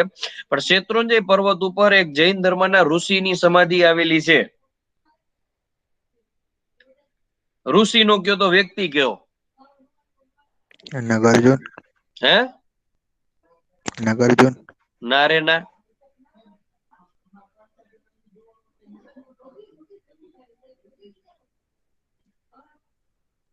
હેમચંદ્રાચાર્ય. કોણ? નો આઈડિયા સર. હેમચંદ્રાચાર્ય ઓળખો છો બધાય? હા સર. તો વાંધો નહીં. તારા વાસેલું પણ હતું પણ યાદ ન આવ્યું. ઓકે, તીર્થંકર માંથી અમને લાગ્યું કરશે કોઈ. ના ના, જો સાંભળો, હેમચંદ્રાચાર્યની થોડીક વાત કરી દઉં, યાદ રાખી લેજો. હેમચંદ્રાચાર્ય છે ને, હેમચંદ્રાચાર્ય એના પપ્પાનું નામ હતું ચાચિંગ કે ચાચો, માતાનું નામ હતું પાહિણી દેવી. હેમચંદ્રાચાર્યના પિતાનું નામ હતું ચાચિંગ કે ચાચો, માતાનું નામ હતું પાહિણી દેવી. આ બે માણાના લગ્ન થઈ 14મી ફેબ્રુઆરીએ, વેલેન્ટાઇન ડે લગ્ન થઈ છે. અને 3 વર્ષ પછી પાહિણી દેવી ગર્ભવતી થઈ છે. અને પાહિણી દેવી ગર્ભવતી થઈ છે, યાદ રાખજો, ચાચિંગ કે ચાચ હતો ને, ચાચિંગ કે ચાચ એટલે કે હેમચંદ્રાચાર્યના પિતા ઈ છે ને શૈવ ધર્મને માનતા, એટલે કે શિવ અને પાર્વતીને માનતા. પણ પાહિણી દેવી હતા એટલે કે એમના પત્ની, ધર્મપત્ની, અને એનો હાળો સુંદર. ઈ સુંદર નું નામ હતું નાગભટ્ટ. શું નામ હતું? નાગભટ્ટ. બરાબર. ઈ નાગભટ્ટ અને પાહિણી દેવી આ બે ચાચિંગ કે ચાચ ભેગા જ રહેતા, એટલે કે સુંદર છે ને એ ભેગો જ રહેતો. બરાબર. અને ઈ બે ભાઈ બેન છે ને ઈ જૈન ધર્મનો અંગીકાર કરેલો હતો. હવે શૈવ ધર્મમાં તો એવું કઈ હોય નહીં. બરાબર છે. શૈવ ધર્મમાં તો એવું કઈ ગુરુ ગુરુ હોય નહીં. મહાદેવ જય માતાજી ભાંગ ભાંગ પીને મોજડી કરો. પણ જૈન ધર્મની અંદર ગુરુ હોય. જૈન ધર્મની અંદર ગુરુ હતા તો એનું નામ શું હતું? જૈન ધર્મના ગુરુનું નામ શું હતું ખબર છે કોઈને? હેમચંદ્રાચાર્યના ગુરુનું નામ શું હતું? એની દેવચંદ્ર સુરી. પરફેક્ટ જવાબ છે, દેવચંદ્ર સુરી. એટલે આ દેવચંદ્ર સુરી જે હતા ને એ પાહિણી દેવીના અને નાગભટ્ટના પણ ગુરુ હતા. હવે 3 વર્ષે જયારે પાહિણી દેવી ગર્ભવતી થઈ છે એ સમયે એને એક સપનું આવે છે, અને સપનું આવે છે, એ સપનુંને સોલ્વ કરવા માટે દેવચંદ્ર સુરી પાસે જાય છે. અને દેવચંદ્ર સુરી છે એ સપનાનું આખું વિશ્લેષણ કરે છે, અને વિશ્લેષણ કરીને પાહિણી દેવીને કહે છે કે બેટા તું ચિંતા કરમાં, તારા ઘરે છોકરો કે છોકરી નહીં, છોકરાનો જ જન્મ થશે, ફાઇનલ વાત છે. અને મોટો થઈને જૈન ધર્મનો અંગીકાર પણ કરશે, અને જૈન ધર્મનો આખી દુનિયામાં અને આખા ભારતમાં પ્રચાર અને પ્રસાર કરશે. આવું એ ભવિષ્યવાણી કરી દે. તમે વિચાર કરો ટેકનોલોજી કેવી, નેનો ટેકનોલોજી કરતા ઉપર કહેવાય. બરાબર, સપનું જોઈને કહી દીધું કે તારા ઘરે છોકરો જ આવશે, છોકરી બોકરીની વાત રહેવા દે.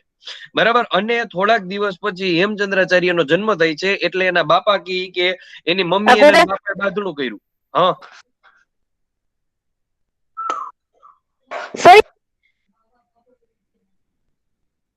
શું કયો છો? સોરી સર, મારો ભાઈ હતો, કાઈ નહીં. ઓકે, એના મમ્મી અને પપ્પાએ બાંધણું કરવાનું ચાલુ કર્યું. બરાબર, પાહિણી દેવી કે મારો છોકરો મારો ધર્મ અપનાવશે, જૈન ધર્મ જ અપનાવશે. એના બાપા કે તે તો રહ લીધો હવે. એટલે એના બાપાએ એના નામ ઉપરથી એના છોકરાનું નામ આપ્યું ચાચિંગ કે ચાંચ ઉપરથી હેમચંદ્રાચાર્યનું બાળપણનું નામ પાડ્યું ચાંગદેવ. શું નામ પાડ્યું? ચાંગદેવ. અને ચાંગદેવ છે 5 વર્ષની ઉંમરે દેવચંદ્ર સૂરી પાસે ગયો અભ્યાસ કરવા માટે. 5 વર્ષની ઉંમરે, 5, 6, 7, 8 અને 9, 5 વર્ષ સુધી દેવચંદ્ર સૂરીએ ચાંગદેવને ભણાવ્યો. 9 વર્ષે એને એવું લાગ્યું કે આ છોકરો વેરી ઇન્ટેલિજન્ટ ગાય.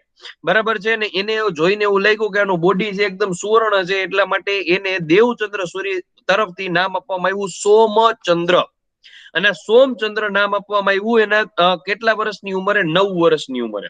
ત્યાર પછી દેવચંદ્ર સૂરીએ એને ભણાવ્યો વ્યવસ્થિત રીતે હેમચંદ્રાચાર્યને અને સોમચંદ્રને, અને હરેક જૈન ધર્મના ગ્રંથ છે એને મોઢે કરાવી દીધા.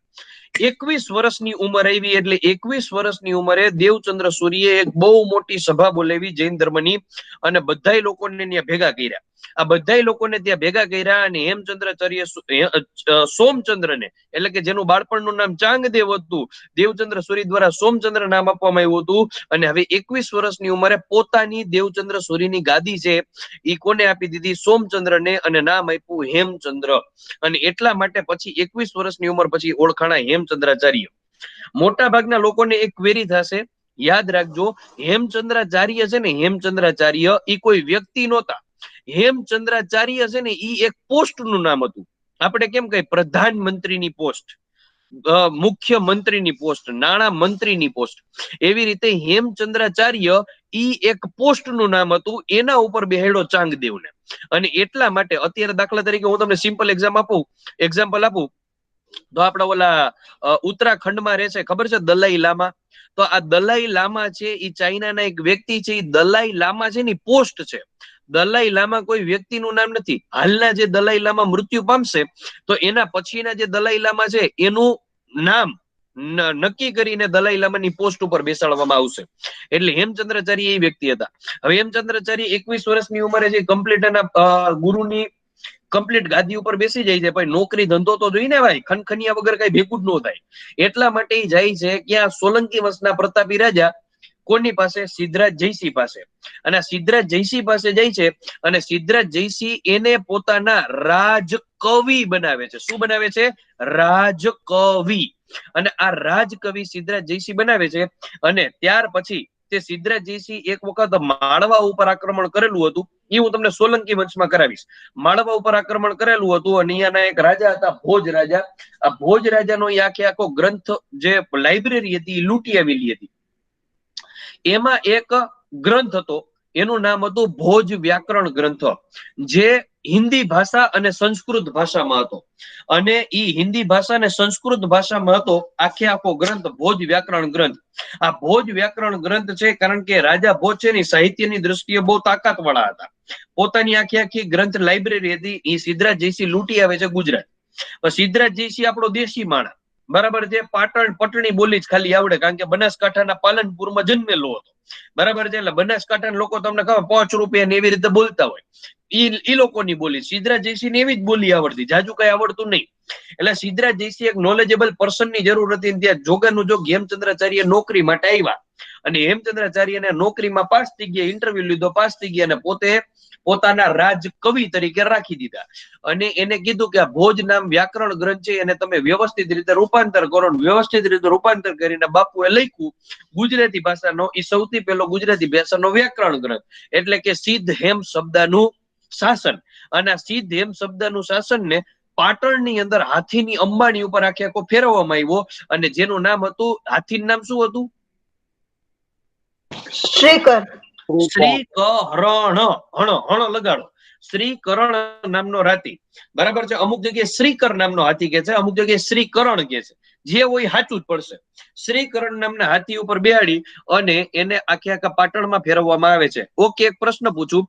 હેમચંદ્રાચાર્યએ ભોજ વ્યાકરણ ગ્રંથનો અનુવાદ સિદ્ધ હેમ શબ્દાનુશાસનમાં કર્યો, પછી સિદ્ધરાજ જયસિંહ એને કયું બિરુદ આપ્યું?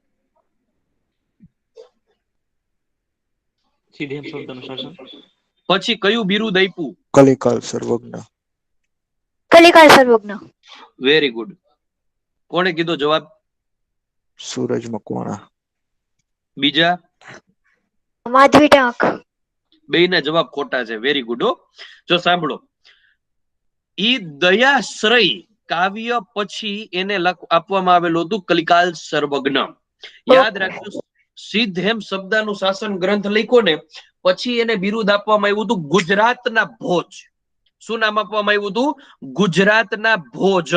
કારણ કે ભોજ રાજાનો વ્યાકરણ ગ્રંથમાંથી કોપી કરેલો હતો, Ctrl+C Ctrl+V, બરાબર છે. એટલા માટે એને નામ આપવામાં આવ્યું હતું ગુજરાતના ભોજ.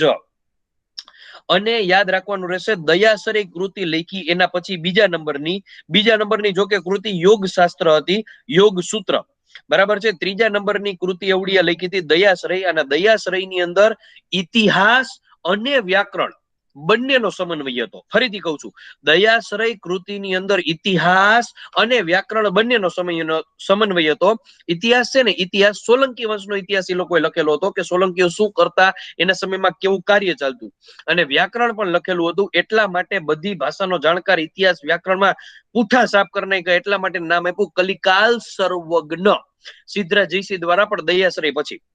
યાદ રાખજો, એને એક છે ને રોગ પણ થઈ ગયો હતો, બરાબર છે. હેમચંદ્રાચાર્યને એક રોગ થઈ ગયો હતો જે કરોડિયા ટાઈપનો રોગ કહેવાય, લૂતા નામનો રોગ કહેવાય. આ લૂતા નામનો રોગ એને પોતે યોગની મદદથી મટાડેલો હતો. અને યોગ એટલે કયા યોગ હતા ખબર છે કોઈને?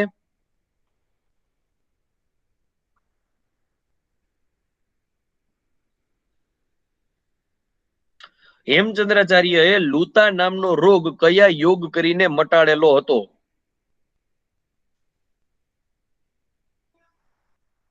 એની આઈડિયા? ના સર. No sir. કોઈને નથી ખબર? ના સર.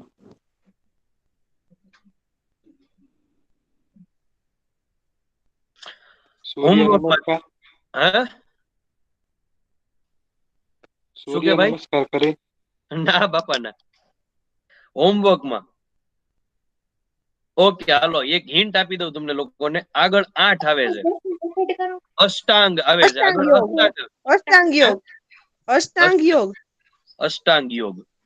ઓકે, અષ્ટાંગ યોગ કરીને એને મટાડેલા હતા. આ અષ્ટાંગ યોગ છે, કયો સમાસ છે બોલો તો?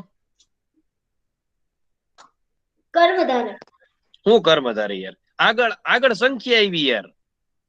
દ્વિગુ. સિમ્પલ, બરાબર છે. અને પછી તે શેત્રુંજય પર્વત ઉપર વયા જાય છે, અને શેત્રુંજય પર્વત ઉપર પોતે તે સમાધિ લઈ લે છે.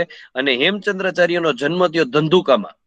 હેમચંદ્રાચાર્યની કર્મભૂમિ એટલે પાટણ, અને હેમચંદ્રાચાર્યના સમાધિ ક્યાં આવેલી છે? મૃત્યુ ક્યાં પામ્યા? શેત્રુંજય પર્વત ઉપર, ભાવનગર. હેમચંદ્રાચાર્ય કોના રાજ કવિ હતા? કવિ તો કોણ આવશે? સિદ્ધરાજ જયસિંહ.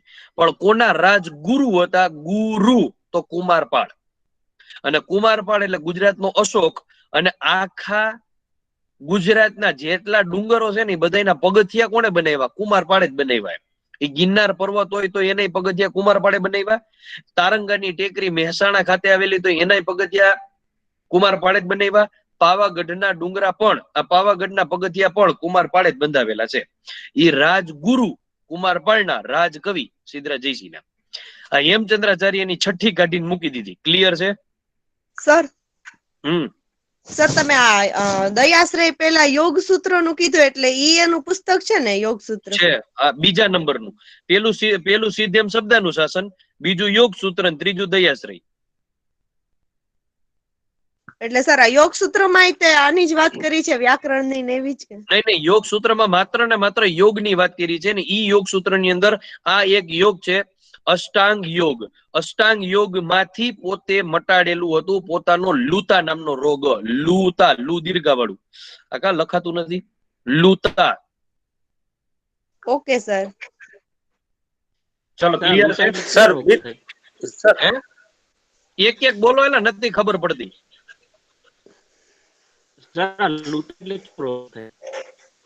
મને સર લૂતા જ સંભળાય ખાલી.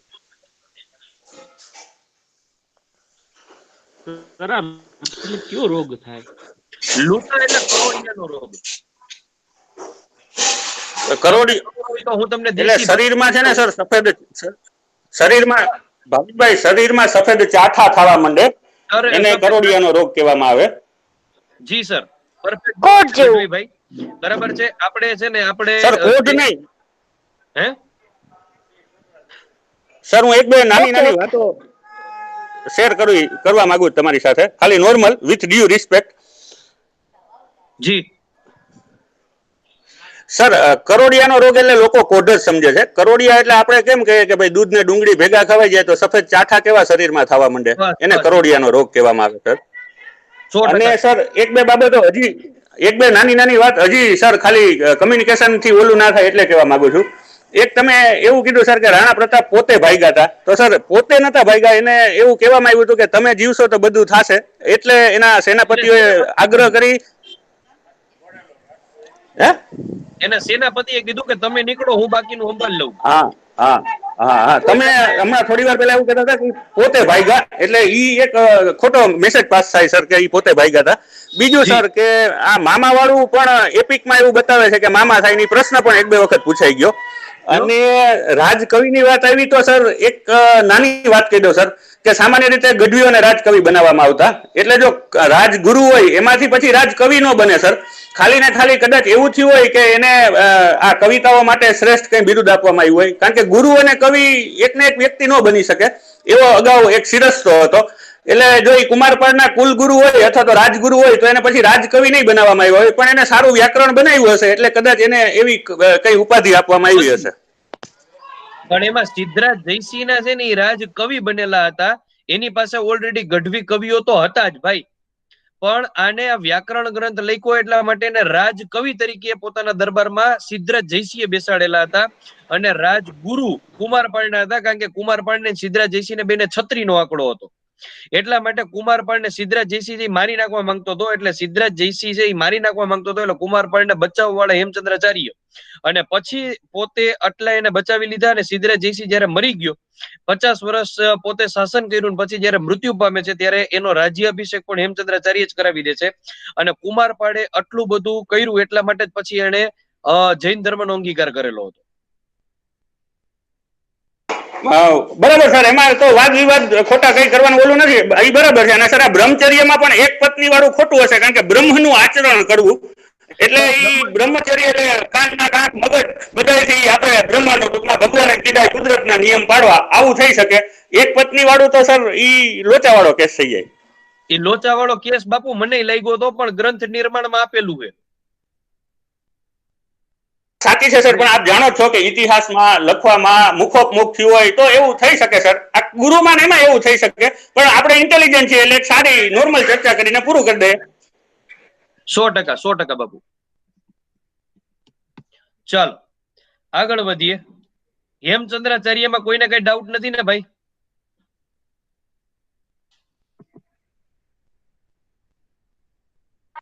હેડિંગ મારો મહાવીર સ્વામી. સૌથી પહેલા લખી નાખો 24માં તીર્થંકર.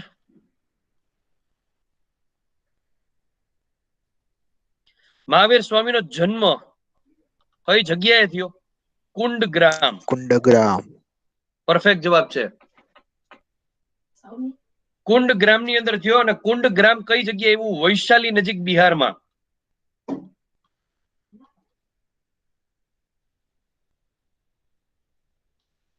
પિતાનું નામ શું હતું?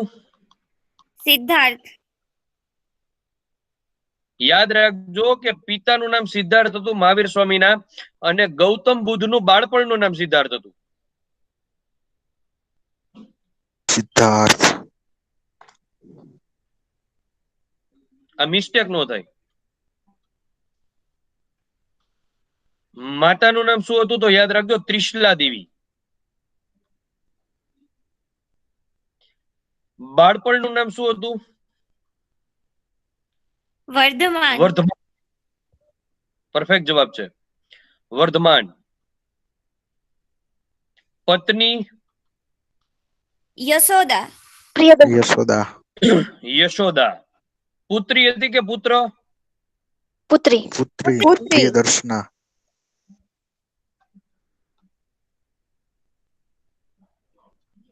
જમાઈ? જામાલી. જામાલી. જેના પ્રથમ શિષ્ય પણ હતા. અને પ્રથમ શિષ્ય. Very good. કેટલા વર્ષે ઘર છોડ્યું? 30. 30 વર્ષની ઉંમરે. 42 વર્ષે. કેટલા? 42 વર્ષે. 42. જ્ઞાન પ્રાપ્તિ 42 વર્ષે, 12 વર્ષની દીક્ષા પછી, 12 વર્ષ તપસ્યા, 42 વર્ષે જ્ઞાન પ્રાપ્તિ.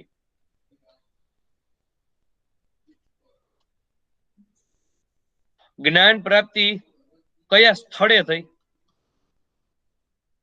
રુજુપાલિકા નદીના કિનારે.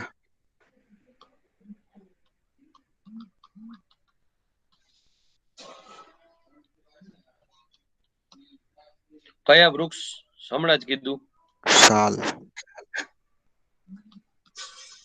સર આપણા શાસ્ત્રમાં ઘણી જગ્યાએ એવું સાંભળેલું કે 25 વર્ષ સુધી જ્ઞાન પ્રાપ્તિ થઈ શકે. ભલે પછી થાય પણ જે શરૂઆતના જે 25 વર્ષ સુધી જ્ઞાન પ્રાપ્તિ કરવાના શ્રેષ્ઠ વર્ષ ગણી શકાય. સાહેબ ઈ તમે જે કયો છો ને એ ઋગ્વેદ મુજબ કયો છો, કારણ કે ઋગ્વેદમાં 4 ભાગ પાડવામાં આવેલા છે. એવી રીતે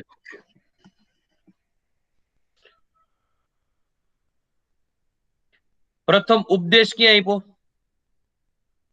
રાજગૃહમાં. રાજગૃહ.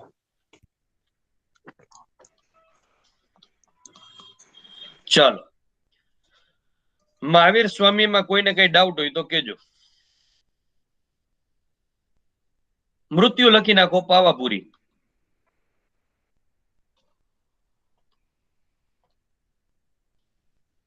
મગધની રાજધાની એ સમયની હતી, પછી પાટલીપુત્ર થઈ હતી.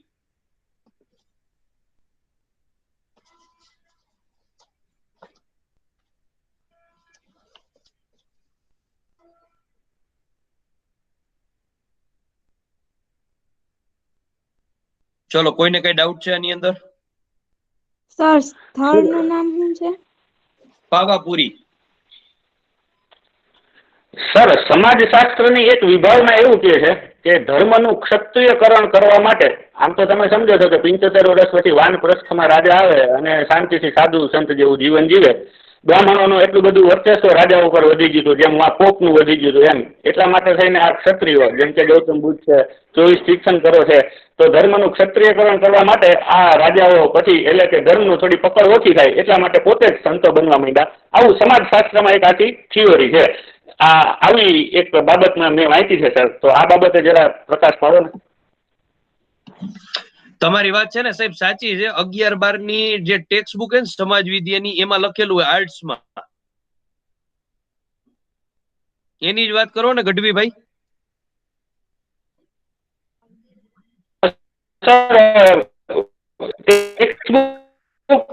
એ મને આઈડિયા નથી સર. મેં તો એક સમાજશાસ્ત્રના લેક્ચરમાં આવું જાણ્યું હતું, એટલે મને એ બાબતે એટલી બધી કન્ફર્મેશન નથી. એટલે વાત થઈ છે તો જો શક્ય હોય તો આપણે કરીએ એમ.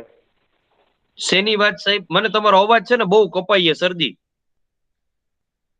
એકવાર ફરીથી રિપીટ કરો તો. સર મેં ટેક્સ્ટ બુકમાંથી નથી વાંચ્યું. એક સમાજશાસ્ત્રના સારા પ્રોફેસર દ્વારા આ વાત મેં જાણી હતી. એટલે આ તો ખાલી વાત જ નીકળી છે, તો નોર્મલ આપની પાસેથી જાણીએ તો થોડી કન્ફર્મેશન વધી જાય, એટલા પૂરતું જ સર. તો તમે જે મને કીધું ને સાહેબ કે 75 વર્ષ પછી, તો પેલી 25 વર્ષની આપણી જે ઓલી ઉપાધિ હતી તો 25 વર્ષ સુધી ભણવાનું, 26 થી 50 વર્ષ સુધી આપણે ઘરની અંદર, અને 51 થી 75 ને 75 થી 100, તો 75 થી 100 વર્ષમાં તમે જે કીધું કે જે રીતે આપણે બહાર જંગલમાં વયું જવાનું, શાંતિ રાખવાની, માથાકૂટ કરવાની નહીં, અને સંન્યાસી જેવું જીવન જીવવાનું, તમે જે કીધું એ પરફેક્ટ જ વર્ડ હતા અને પરફેક્ટ જ હતું sir. Okay sir, thank you sir. Mahavir sir Swami એ ભાઈનું એમ કહેવાનું છે હા કે ટૂંકમાં જ્યારે જ્યારે ધર્મનો પ્રસાર વધી ગયો ત્યારે નવો ટૂંકમાં વ્યક્તિ જેમ કે જૈન ધર્મ, બૌદ્ધ ધર્મ, એવું ટૂંકમાં આપણે કહીએ ને કે સક્રિય લોકો ઉભા થયા અને જે ધર્મની જે પ્રથા કુપ્રથા ચાલતી હતી તેને બંધ કરવા માટે. એ ભાઈનું લગભગ કેવું એવું છે. ગઢવીભાઈ? ના સર, એવું તો કેવું નથી. ખાલી આવી એક થિયોરી છે સર સમાજશાસ્ત્રમાં, એટલે નોર્મલ ડિસ્કસ કરી. બાકી તો સમયાંતરે સર આ બધું તો થતું રહેવાનું. અને હિન્દુ કેમ કોઈ ધર્મ નથી, આ બધા ધર્મો તો શરૂ થયા, એના પુસ્તકો, એનો અંત આવ્યો, એના માણસોના નામ છે એમ.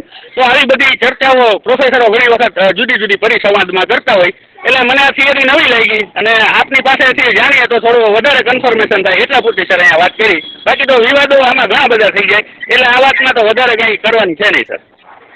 ઓકે સરજી. તો હેડિંગ મારો બૌદ્ધ ધર્મ.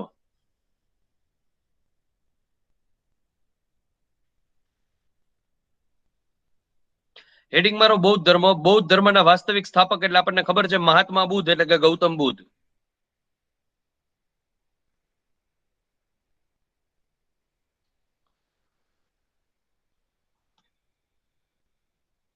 જન્મ ક્યારે થયો? એવું કહેવાય છે કે ઈસવીસન પૂર્વે 566 માં થયો હતો. કઈ જગ્યાએ થયો તો? લુંબીની વન. લુંબીની વન. અને હાલમાં લુંબીની વન ક્યાં આવેલું છે? કપિલ વસ્તુ. એની આઈડિયા? નેપાળ. નેપાળની કેપિટલ કઈ છે? કાઠમંડુ. કાઠમંડુ. આખા વિશ્વમાં સૌથી વધારે ભૂકંપ પણ ક્યાં આવે? નેપાળમાં આવે. રેડી? યાદ રાખજો, નેપાળ. ઓકે. નેપાળમાં જવા માટે પાસપોર્ટની જરૂર પડે, હા કે ના? નો સર. ના. બીજો એવો કયો દેશ છે કે જ્યાં પાસપોર્ટની જરૂર નથી પડતી?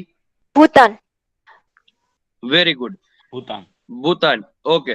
પછી બીજી વસ્તુ કે આપણા ભારતની અંદર સૌથી વધારે કયા રાજ્યમાં જિલ્લાઓ આવેલા છે? ઉત્તર પ્રદેશ 75 જિલ્લા. અને સૌથી ઓછા? ગોવા. કેટલા? બે. ગોવાની કેપિટલ કઈ છે? પણજી. અને ગોવાનો સૌથી મોટો જિલ્લો કયો? શહેર સૌથી મોટું કયું? પણજી. નહીં. નથી ખ્યાલ. Vasco da gamma. જે વાસ્કો દ ગામા સૌથી પહેલો ભારત આવ્યો હતો એના જ નામ ઉપરથી શહેરનું નામ લખ્યું વાસ્કો દ ગામા. ચલો, ત્યાર પછી લખજો તેમના પિતાનું નામ શું હતું? શુદ્ધોધન. માતાનું નામ શું હતું? મહામાયા દેવી. એના સિવાય એનું બાળપણનું પોતાનું નામ શું હતું? સિદ્ધાર્થ.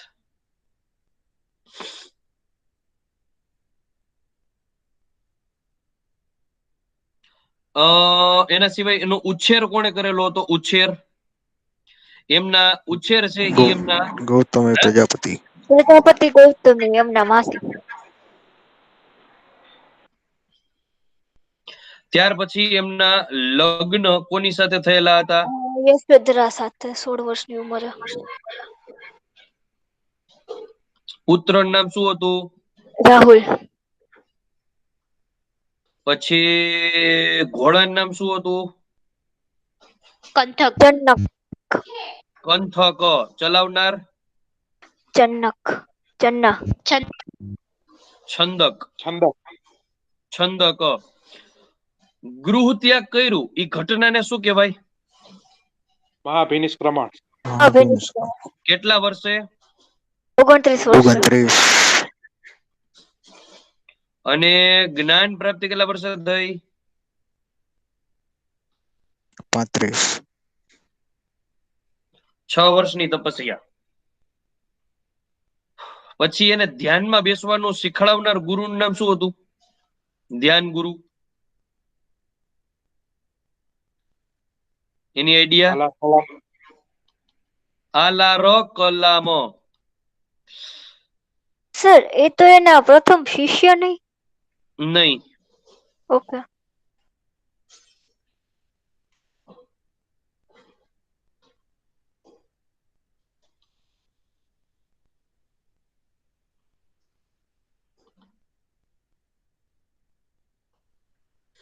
આલાર કલામો. ધ્યાન ગુરુ આવી ગયા, જ્ઞાન પ્રાપ્તિ આવી ગયું. ચલો, જ્ઞાન પ્રાપ્તિ સ્થળ કયું? બોધી ગયા. બોધી ગયા. આ બોધી ગયા ક્યાં આવેલું છે? બિહાર. કઈ નદીના કિનારે? રુજુપાલિકા. નિરંજના. નિરંજના નદીના કિનારે. નિરંજના નદીના કિનારે. મારા નેટમાં છે ને કઈક વ્યવસ્થિત લોચા હે, હું લખી નથી શકતો. નિરંજના નદી.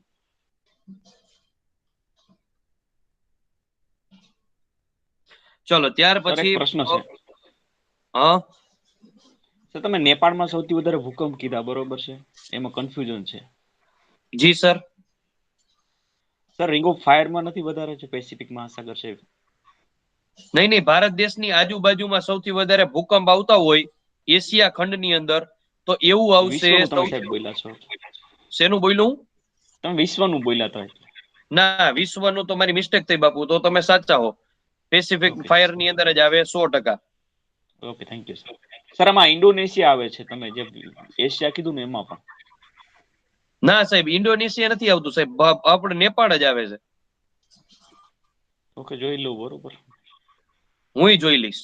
ઇન્ડોનેશિયા હોય તો હું જોઈ લઈશ. લાવ હું લખી નાખું, મારી મિસ્ટેક હોઈ શકે. ઇન્ડોનેશિયા જ છે સર મોટા ભાગે. જોઈ લઈએ, ચેક કરી લઈ, કાલે સોલ્યુશન કરી લઈ, મને જાણવા મળશે. Okay, thank you sir. Okay, ચલો.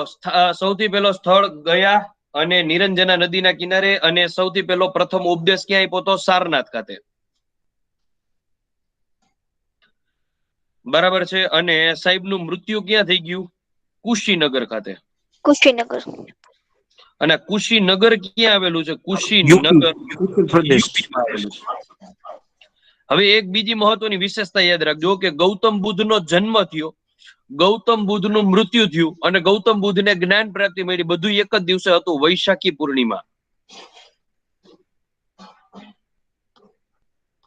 રેડી? Yes sir. આ વૈશાખી પૂર્ણિમાનો દિવસે એક બીજી પણ ઘટના થયેલી હતી. ઘટના કઈ? જલિયાવાલા બાગ હત્યાકાંડ. કઈ તારીખે? 19 એપ્રિલ. ખોટો જવાબ. 13 એપ્રિલ. 13 એપ્રિલ 1919.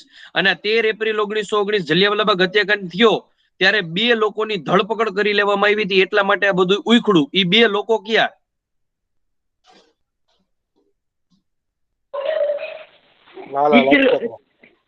નહીં, એકનું નામ સત્યપાલ કીચલુ.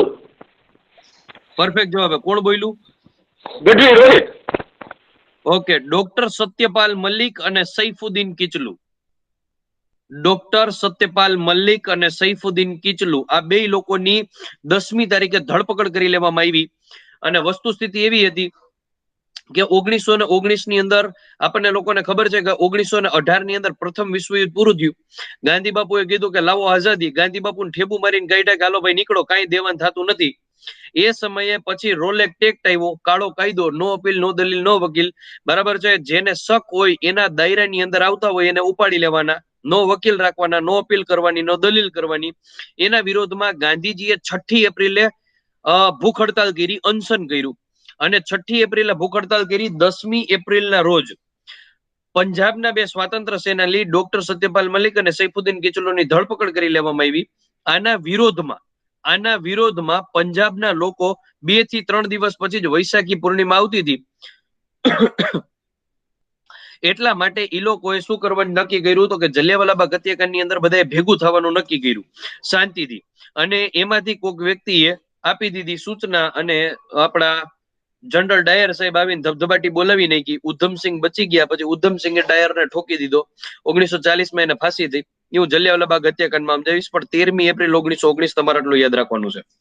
એના સિવાય જેમ જૈન ધર્મના પવિત્ર ગ્રંથને આગમ ગ્રંથ કહેવાય, એ રીતે બૌદ્ધ ધર્મના પવિત્ર ગ્રંથને શું કહેવાય? ત્રિપિટક. અને ત્રિપિટકમાં કોનો સમાવેશ થાય? સુક્ત પિટક, વિનય પિટક અને અભિધમ્મ પિટક. સુત્ત પિટક, વિનય પિટક, અભિધમ્મ પિટક.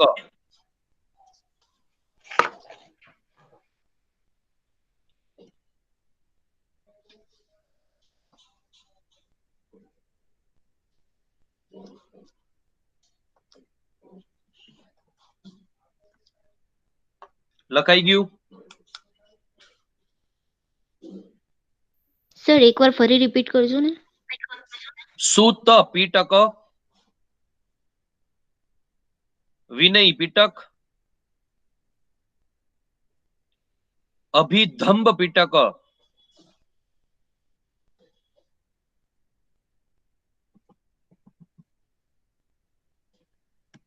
Done sir. રેડી? યસ. ચલો, કોઈને કઈ ડાઉટ નથી ને ભાઈ? હિરલ મેડમ, માધવી મેડમ, યોગેશભાઈ, સુરજભાઈ, નો સર. ગઢવીભાઈ, Devangi? No sir. No sir, no sir. No sir. ચલો ડન છે. હવે યાદ રાખજો કે આ ગૌતમ બુદ્ધની એક જોરદાર સ્ટોરી છે, એ હું તમને લોકોને થોડીક કહી દઉં. બરાબર છે? હવે આ ગૌતમ બુદ્ધ છે ને, એની સ્ટોરી આમ જોવા જાવ ને તો બહુ મસ્ત આપેલી છે આપણા ઓલા ભારત વર્ષ સિરિયલ ની અંદર. મેં તમને લોકોને સૌથી પહેલા લેક્ચર ની અંદર કહેલું હતું કે ભારત વર્ષના 10 એપિસોડ છે આપણા યુટ્યુબ ની અંદર, એ તમે લોકો ખાસ જોઈ લેજો, એટલે તમને લોકોને લગભગ બધું કવર થઈ જશે. હા સર. મોટા મોટા. સર એક એક્સ્ટ્રા ઇન્ફોર્મેશન છે, કેન આઈ શેર ઇટ? હા બોલો. સર આ જે એપિક ચેનલ આવે છે ને, એપિક ચેનલે આ બુદ્ધિસ્ટ માટે એમ કે બહુ જ મસ્ત 7 કે 8 મિનિટ વાળા વિડીયો મૂક્યા છે, બહુ જ સરસ છે. તો મેડમ તમારી પાસે મારો નંબર છે ને? Yes sir. તો મને જરાક વોટ્સઅપ કરજો તો હું મારા સ્ટુડન્ટ ને મોકલી દઉં, કારણ કે યુટ્યુબ ઉપર મળી ખ્યાલ નથી મને ક્યાં છે. Sure sir. અને એમાં બી યુપીએસસી ની અંદર એક બે ક્વેશ્ચન્સ એમાંથી મેં નીકળેલા જોયા હતા, એટલે ખ્યાલ. ઓકે, એટલે એપિક ચેનલ ના વિડીયો તો હું જનરલી જોતો હોઉં છું, પણ આ બુદ્ધના મને નથી ખબર છે કે નહીં. સિરીઝ છે આખી, એમ નાનકડી જેવી છે, બટ હું મોકલીશ. Sure sir. Definitely madam. ભાઈ કોઈ પાસે હોય તો એવું મોકલવું, સર જેવું રાખવું નહીં, ભાઈબંધ જેવું જ રાખવું, બિંદાસ મોકલી દેવું. નીચે લખું CCDC એટલે હું ઓળખી જઈશ. ચલો, આ ગૌતમ બુદ્ધ છે મિત્રો, બરાબર છે? તો ગૌતમ બુદ્ધ સિદ્ધાર્થનો જ્યારે જન્મ થાય છે શુદ્ધોધનના ઘરે, ત્યારે જ્યારે ઈ સિદ્ધાર્થ નાના હોય છે ત્યારે જ એમના મમ્મીનું મૃત્યુ થઈ જાય છે, મહામાયા દેવીનું. અને જ્યારે નાના હોય છે ત્યારે જ મહામાયા દેવી અને શુદ્ધોધન છે એ બંને જણા એમના ગુરુ પાસે આ છોકરાને લઈને જાય છે, બાળકને લઈને જાય છે. અને ગુરુ જ્યારે ઈ બાળકને હાથમાં તેડે છે અને તરત જ આમ એની સામું જોઈ અને રડવા માંડે છે. ત્યારે શુદ્ધોધન પૂછે છે કે કા તમે ગુરુ રોવો છો? આપણા છોકરાને જોઈને, સિદ્ધાર્થને જોઈને કેમ રોવો છો? ત્યારે ગુરુ એમ કે છે કે આ જૈન ધર્મનો આ એક ધર્મનો બહુ મોટો પ્રચાર પ્રસાર કરશે અને એક બહુ મોટો વ્યક્તિ બનશે, બરાબર, પણ ઈ જોવા માટે હું હાજર નહીં હોઉં. ત્યારે એના પિતા સિદ્ધોધનને એમ થાય છે કે હું રાજા છું તો મારો છોકરો રાજા જ બનવો જોઈએ, સાધુડો ન બનવો જોઈએ. એટલા માટે ઈ એક બ્રાહ્મણોની એક નાનકડી ટુકડી બોલાવે છે, અલગ અલગ જગ્યાએથી બધા બ્રાહ્મણો બોલાવે છે. અને ઈ બ્રાહ્મણોમાંથી અમુક બ્રાહ્મણો એમ કે છે કે કાં તો તમારો છોકરો છે ઈ કાં તો રાજા બનશે અને તલવારની નોક ઉપર બધાઈને રાખશે, અને કાં તો ઈ છે ને એ નવા ધર્મનો પ્રચાર અને પ્રસાર કરશે અને ઈ આગળ વધશે. પણ એક જ સૌથી નાની ઉંમરનો બ્રાહ્મણ હતો, ઈ એમ કે છે કે તમારો છોકરો રાજા જિંદગીમાં નહીં બને, તમારો છોકરો છે માત્ર ને માત્ર એક સાધુ સંન્યાસી જ બનશે અને ઈ ધર્મનો પ્રચાર પ્રસાર જ કરશે, અહિંસાનો જ ફેલાવો કરશે બધી જગ્યાએ. ત્યારે શુદ્ધોધને એને બધી પ્રકારના સુખ આપવાનું નક્કી કર્યું અને પોતાના માટે, પોતાના દીકરા માટે અને 3 પ્રકારના મહેલ બનાવ્યા, શિયાળો, ઉનાળો અને ચોમાસું. ત્રણેયના મહેલ એને અલગ અલગ જગ્યાએ અલગ અલગ બનાવેલા હતા. અને સિદ્ધાર્થ જે જગ્યાએ રહેતા હોય ત્યાં એને સંપૂર્ણ પૂરેપૂરી ફેસિલિટી આપવામાં આવતી. ચારેય બાજુ એને આજુબાજુ દાસીઓના ઢગલા કરી દીધેલા હતા અને એના ગામની અંદર કોઈ પણ વ્યક્તિ વૃદ્ધ નો હોવો જોઈએ, એકે પીડા થઈ ગયેલા પાન નો હોવા જોઈએ, એટલું નાનામાં નાની વસ્તુનું એ લોકો ધ્યાન રાખતા. પણ જ્યારે સિદ્ધાર્થના લગ્ન 16 વર્ષની ઉંમરે યશોધરા સાથે થઈ જાય છે અને યશોધરા સાથે લગ્ન થઈ ગયા પછી એના ઘરે એક પુત્રનો જન્મ પણ થઈ જાય છે જેનું નામ હોય છે રાહુલ. આ રાહુલનો જન્મ થઈ જાય છે અને યશોધરાને ખૂબ જ પ્રેમ કરતા હોય છે. સિદ્ધાર્થ અને યશોધરા એકબીજાને ખૂબ જ પ્રેમ કરતા હોય છે. યશોધરાને સિદ્ધાર્થના અવાજ આવે છે? Yes sir. હા સર. ઓકે, મેં કીધું નેટ ગયું મારું એટલે. ઓકે, ચલો. હવે યશોધરાને સિદ્ધાર્થના વાળ છે ખૂબ જ ગમતા હોય છે. યશોધરાને સિદ્ધાર્થના વાળ ખૂબ જ ગમતા હોય છે, વાળથી ખૂબ લગાવ હોય છે અને સિદ્ધાર્થને યશોધરાથી ખૂબ જ લગાવ હોય છે. અને હવે તો પુત્રની પ્રાપ્તિ પણ થઈ ગઈ હોય છે ને એ સમયે સુધોધનને જઈને કહેવામાં આવે છે કે પિતા હવે તો મને ક્યાંક બહાર જવા દ્યો, નાનો હતો તે દીનો મહેલમાં છું, હવે તો મને ક્યાંક બહાર નીકળવા દ્યો. એ સમયે સુધોધનની ઈચ્છા તો નથી હોતી પણ મને હવે છોકરો મોટો થઈ ગયો છે, લગ્ન થઈ ગયા છે, એના ઘરે છોકરો આવી ગયો છે, હવે કોઈ દિવસ સાધુ સંન્યાસી બને નહીં, આવું વિચારી અને ઈ શું કરે છે તો કે પોતા દિલ ઉપર પથ્થર રાખીને એને એક ઘોડો આપે છે જેનું નામ હોય છે કંથક અને એનો એક ડ્રાઈવર આપે છે છંદક, જે ઓલરેડી સિદ્ધાર્થનો મિત્ર પણ હોય છે છંદક. અને ઈ બંને જણા બહાર જાય છે પણ છંદકને ચોખ્ખી વોર્નિંગ હોય છે કે આડવડા એકેય સવાલ પૂછે ને તો આને જવાબ દેવાના થતા નથી. પણ છંદક હતો મિત્ર. હવે જ્યારે સૌથી પહેલા સિદ્ધાર્થ છે ફરવા માટે બહાર નીકળે છે ત્યારે સૌથી પહેલા એક વૃદ્ધ વ્યક્તિને જોવે છે. વૃદ્ધ વ્યક્તિ અત્યાર સુધીના પોતાના જીવનકાળ દરમિયાન સુધી એને કોઈ દિવસ જોયેલા હતા જ નહીં. કમરેથી વાંકો વળી ગયો હોય છે, લાકડીના ટેકે ટેકે હાલતા હોય છે. આ વ્યક્તિને જોઈ અને સિદ્ધાર્થ પૂછે છે કે આ કોણ છે? ત્યારે છંદક છે પેલા તો કઈ જવાબ નથી દેતો પણ પછી એમ કે છે કે આ એક વૃદ્ધ વ્યક્તિ છે. અને આ વૃદ્ધ વ્યક્તિ ઈ કે એટલે શું તો કે જીવનની એક અવસ્થા છે, બરાબર છે, જે જન્મે છે એ બાળક હોય છે, એમાંથી જુવાન થાય છે, એમાંથી વૃદ્ધ થાય છે અને છેલ્લે મૃત્યુ પામે છે. એટલે જીવનની એક અવસ્થા છે તો વૃદ્ધ થવું જરૂરી છે અને વૃદ્ધ બધા જ લોકો થાય છે. એ સિદ્ધાર્થ પૂછે છે હું પણ વૃદ્ધ થઈશ તો કે હા તું પણ વૃદ્ધ થઈશ. આગળ જાય છે અને આગળ જઈ અને સિદ્ધાર્થ છે એ એક મરેલા વ્યક્તિને જોવે છે જેની ઠાઠડી કાઢી અને 4 જણા છે એને લઈ જતા હોય છે સ્મશાન ગૃહે. સ્મશાન ગૃહે લઈ જતા હોય છે. સિદ્ધાર્થ જોઈને કે છે કે આ કોણ છે? ત્યારે વ્યક્તિ કે છે કે કેમ આને સુવડાવવામાં આવેલો છે? ત્યારે છંદક એને કે છે કે આ વ્યક્તિનું મૃત્યુ થઈ ગયું છે અને આ વ્યક્તિ મૃત્યુ પામેલો છે એટલા માટે એને સુવડાવવામાં આવેલો છે. હવે એને દફન કરી દેવામાં આવશે અને કાં તો એના શબને અગ્નિ સંસ્કાર આપવામાં આવશે. ત્યારે સિદ્ધાર્થ કહે છે કે હું પણ મરી જઈશ? ત્યારે છંદક કહે છે કે હા તમે પણ મરી જશો અને તમને પણ આવી જ રીતે અગ્નિ સંસ્કાર આપીને તમારું શબ છે એ જલાવી દેવામાં આવશે. ત્યારે સિદ્ધાર્થજી એકદમ અપસેટ થઈ જાય છે કારણ કે એને આવી એક વસ્તુ જોયેલી હતી જ નહીં. એના માટે કઈ પણ નોર્મલ નહોતું, એબનોર્મલ બધું થતું હતું. અને છેલ્લે ઈ એક સાધુ સંન્યાસી વ્યક્તિને જોવે છે જેનું મન એકદમ પ્રફુલ્લિત હોય છે, મોઢા ઉપરથી એકદમ ખુશી એના ઝલકતી હોય છે અને કેસરી કલરના કપડા પહેરેલા હોય છે. ત્યારે ભગવા કપડા પહેરેલા હોય છે. ત્યારે એમ કે છે કે આ વ્યક્તિ કોણ છે? ત્યારે છંદક એમ કે છે કે આ વ્યક્તિ એક સાધુ છે, સંન્યાસી છે, જે જીવનની બધી અવસ્થામાંથી એને મુક્ત થઈ ગયા છે. નથી એના માટે કઈ કામ કે નથી એના માટે કોઈ ક્રોધ, નથી એના માટે કોઈ લાલચ કે નથી એની કોઈ ઈચ્છા.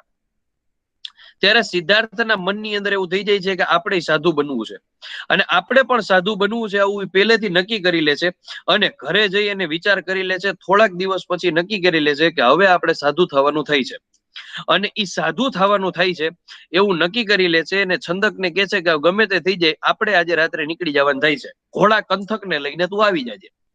કંથકને લઈને આવી ગયો હોય છે અને છંદક છે એ બહારથી રાડ પાડતો હોય છે કે મહારાજ મહારાજ. ત્યારે સિદ્ધાર્થને એમ થાય છે કે એક વખત છેલ્લી વખત હું મારી પ્રિય પત્ની યશોધરાનું મોઢું જોઈ લઉં અને પ્રિય પુત્ર રાહુલનું મોઢું જોઈ લઉં. પણ દરવાજો ખોલીને જવા જાય છે ત્યારે દિવાલ તરફ પડખું ફરેલી સૂતી હોય છે યશોધરા અને એના મમ્મી તરફ પડખું ફરીને સૂતો હોય છે રાહુલ.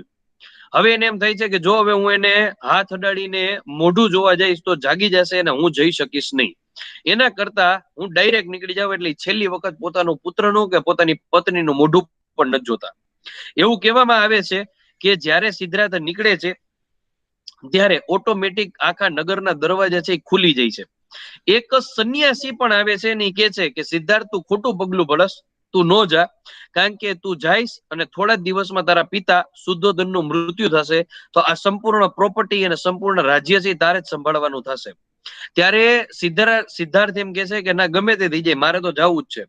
અને પછી વયો જાય છે, નદી પાર કરીને ઓલી બાજુ કાંઠે પહોંચે છે. ત્યારે છંદકને એમ કે છે કે હવે બસ તારો રસ્તો અહીંયા સુધી જ હતો, તું હવે તમ તારા અહીંથી પાછો વયો જા અને ઘોડાને પણ લેતો જા. ત્યારે ઈ એમ વિચારે છે કે મારો વિચાર ખોટો તો નથી ને. ઈ વિચારવા માટે પોતાના જે લાંબા વાળ હતા મહારાજના, એમાંથી એક બાજુના વાળ ખંજરથી કાપી અને છંદકને આપે છે કે આ મારા વાળ છે યશોધરાને આપજે, કારણ કે યશોધરાને મારા વાળ સૌથી વધારે ગમતા હતા. અને બીજી બાજુના વાળ કાપી અને ઈ એવો પ્રાણ લે છે, એવું વિચારે છે કે જો મેં આ સાચું પગલું લીધું હોય અને હું આ વાળ ફેંકું છું બ્રહ્માંડમાં, બરાબર, જો મેં સાચું પગલું લીધું હોય, હું સાચો હોઉં, તો આ બ્રહ્માંડમાંથી પાછા વાળ જમીન ઉપર ન પડવા જોઈએ. અને ઈ જોશથી વાળ છે ઉપર ફેંકે છે અને વાળ છે જમીન ઉપર આવતા નથી, હવામાં ને હવામાં ફર્યા કરે છે. ત્યારે સિદ્ધાર્થને એવો વિશ્વાસ આવી જાય છે કે આપણે જે કર્યું એ પગલું કેવું લીધું છે, સાચું લીધું છે. અને પછી તે 6 વર્ષની કપરી તપસ્યા કરે છે. સિદ્ધાર્થ એવું પણ કે છે કે મેં એવી પણ તપસ્યા કરેલી હતી કે જેની અંદર પાણી પણ નહીં લેવાનું, ફ્રૂટ પણ નહીં ખાવાના, કઈ પણ વસ્તુ નહીં ખાવાની કે નહીં પીવાની. મારું શરીર ત્યાં સુધી ગળી ગયું હતું કે મારા સંપૂર્ણ પેટના પાસડા છે ને દેખાવા માંડ્યા હતા. અને છેલ્લે મને એક જંગલમાંથી એક છોકરી આવી અને નાનકડી ખીરની વાટકી પીવડાવે છે. ત્યારે મારા જે 4 સાથીઓ હતા એ મારો સાથ મૂકી દે છે અને મને એમ કે છે કે આ ઢોંગીડો છે, બરાબર છે. મને એમ કહેવામાં આવે છે કે આ ઢોંગીડો છે, કારણ કે મેં શું કર્યું હતું તો કે એ છોકરીની ખીર પી લીધી હતી અને તપ છે એ તપ તોડી નાખેલું હતું. અને એ લોકો પ્રોપર રીતે તપ કરતા હતા. અને ત્યાર પછી મેં મધ્યમ માર્ગમ અપનાવેલો હતો. મધ્યમ માર્ગમ એટલે શું, તો કે માત્ર ને માત્ર ભૂખ્યું રહેવાથી ભગવાન મળે એવું જરૂરી નથી, ફૂલ હટીને બેટિંગ કરો એનાથી એ ભગવાન મળે એવું જરૂરી નથી. જેટલું જોઈશે એટલું ખાવ અને ભગવાનનું નામ વધારે લ્યો, એકે પ્રકારની ઈચ્છા શક્તિ કઈ રાખો નહીં, કોઈનું ખોરાબ ઈચ્છો નહીં, મધ્યમ માર્ગ અપનાવો તો પણ તમને ઈશ્વર મળી શકે, ભગવાન મળી શકે. 6 વર્ષની કપરી તપસ્યા પછી મને છે ઈશ્વર મળે છે અને સારનાથ ખાતે પેલો શું કરે છે, ઉપદેશ આપે છે. અને આ રીતે એમને જ્ઞાન પ્રાપ્તિ થઈ છે. ચલો, ક્લિયર છે બધા એ લોકોને? Yes sir. Yes sir. હા સર. Yes sir. કોઈને કઈ ડાઉટ ભાઈ?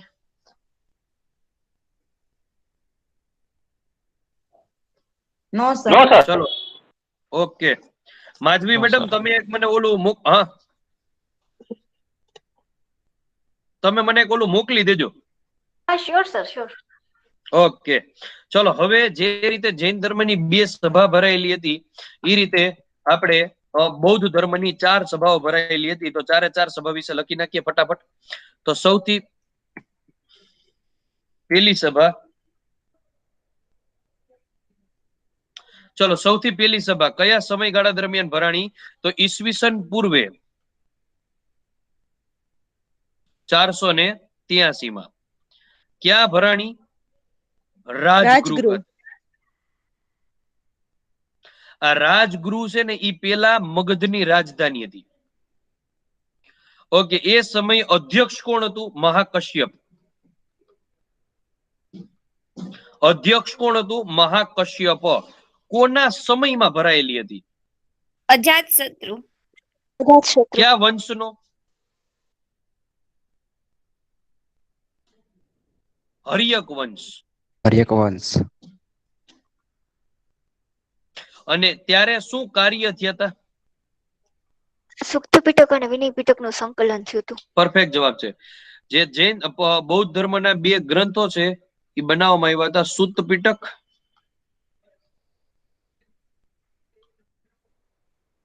વિનય પીટક. ચલો, પેલી સભામાં કોઈને કઈ ડાઉટ? બીજી સભા ભરવામાં આવી હતી ઈસવીસન પૂર્વે 383. કઈ જગ્યાએ? વૈશાલી. કોણ હતું અધ્યક્ષ? સબકામી. સબકામી.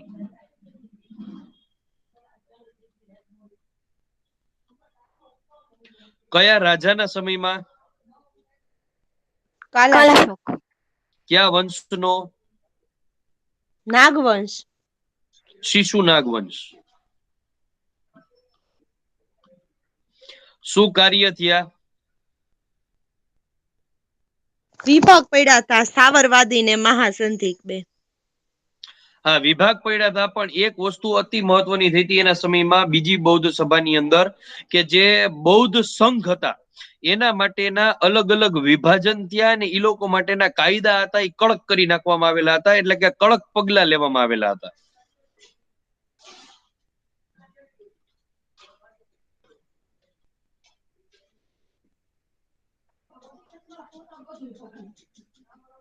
ત્રીજી સભા ક્યારે ભરાણી? તો ઈસવીસન પૂર્વ 251 કયા સ્થળે ભરાણી? પાટલીપુત્ર. આ મગધની રાજધાની હતી પાટલીપુત્ર. અને પાટલીપુત્ર જયારે ભરાણી ત્યારે આપણા અધ્યક્ષ હતા તિષ્ય, જેને આપણે આખું નામ ઓળખીએ છીએ મોગલી પુત્ર તિષ્ય. તિષ્ય તો છે તો તિષ્ય. અને સમ્રાટ અશોક, દેવનામ પ્રિયદર્શનીના સમયમાં ભરાણી હતી મૌર્ય વંશ. અને એ સમયે અભિધમ પીટક ઉમેરવામાં આવ્યો.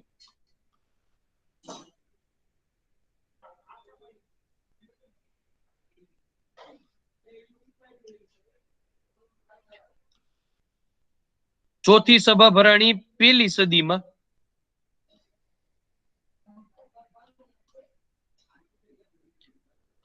અને કઈ જગ્યાએ? કાશ્મીર ખાતે. અને કાશ્મીરમાં પણ ક્યાં? કુંડલવન.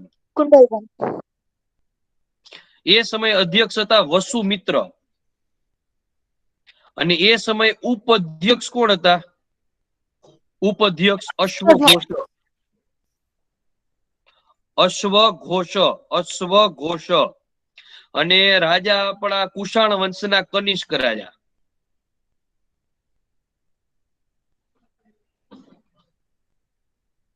અને 2 ભાગ પડી ગયા, હિનયાન, મહાયાન. હિનયાન, મહાયાન.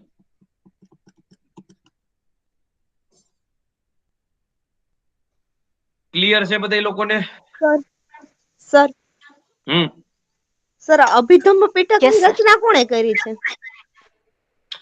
બધાય બૌદ્ધ ભિક્ષુકો દ્વારા જ કરવામાં આવી છે, પર્ટિક્યુલર કોઈ ઋષિ દ્વારા નહીં.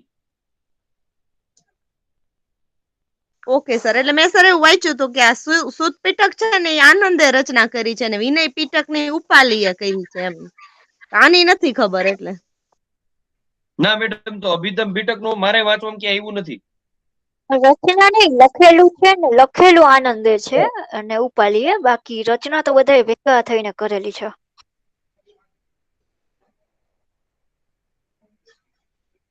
ચલો, કોઈને કઈ એની અંદર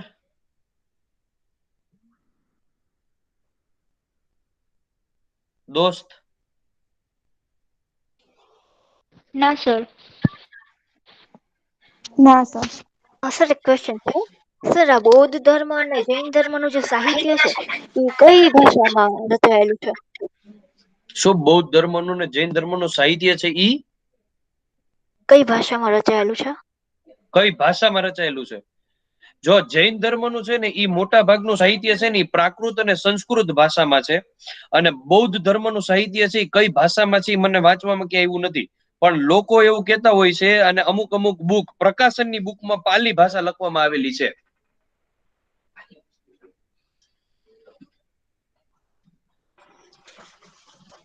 ક્લિયર છે? ઓકે. ચલો મિત્રો, તો આજનો લેક્ચર અહીંયા સુધી રાખીએ છીએ. આવતીકાલે મળીએ આપણે લોકો 11 વાગે, ત્યારે થોડુંક રિવિઝન કરી લેજો. આવતીકાલે ગુપ્ત ડાયનેસ્ટી આપણે લોકો વ્યવસ્થિત રીતે કરશું, અને ખાસ કરીને જે લોકો પણ મારા વોટ્સઅપ ગ્રુપમાં જોડાયેલા ન હોય એ જોડાઈ જાજો. આપણે પીજીવીસીએલ માટે સ્પેશિયલ છે એ ફ્રી ઓફ બેચ ચાલે છે અત્યારે ઓન એકેડમી ઉપર, તો તમે લોકો ત્યાં પણ મારા ફ્રી વિડીયો જોઈ શકો છો. તો આની અંદર તમે ખાસ કરીને મને મેસેજ કરી દેજો. પણ સર એ લેક્ચરમાં જાય ત્યારે એન્ટર કોડ કરવાનો આવે છે સર. પીજીવીસીએલ માટે તમે તો ખાલી સાહેબ, મને તમારો અવાજ 2 જણાનો આવતો હતો એટલે સમજાણો નહીં. શું કહો છો? આપણે જેમાં જે કીધું કે ઓલા ફ્રી લેક્ચર તમે જે કીધું ઓલા મેથ્સ ના નહીં આવે, તો એમાં જે કોડ માંગે છે એમાં જાય ને ત્યારે તો ઓપન નથી થતું. કે ઈ ભાઈ અલગ કોડ છે? એ કોડ દઈશ ને તો પૈસા ભરવા પડશે મિત્ર. ઈ પેઇડ સબસ્ક્રિપ્શન લેવાનું છે, પેઇડ નથી કરવાનું, આપણે ફ્રી ઓફ કરવાનું. હું તને ગ્રુપમાં લિંક મોકલું ને એના ઉપર ડાયરેક્ટ ક્લિક કરજે એટલે થઈ જશે. Okay sir, thank you. છતાંય નો ખબર પડે ને તો મને એક્ઝેક્ટ 6:30 વાગે સાંજે ફોન કરજે. Okay sir, thank you. Sir આ પીજીવીસીએલ માટે ખાલી તમે મેથ્સ જ લ્યો છો ને? Maths reasoning સરજી.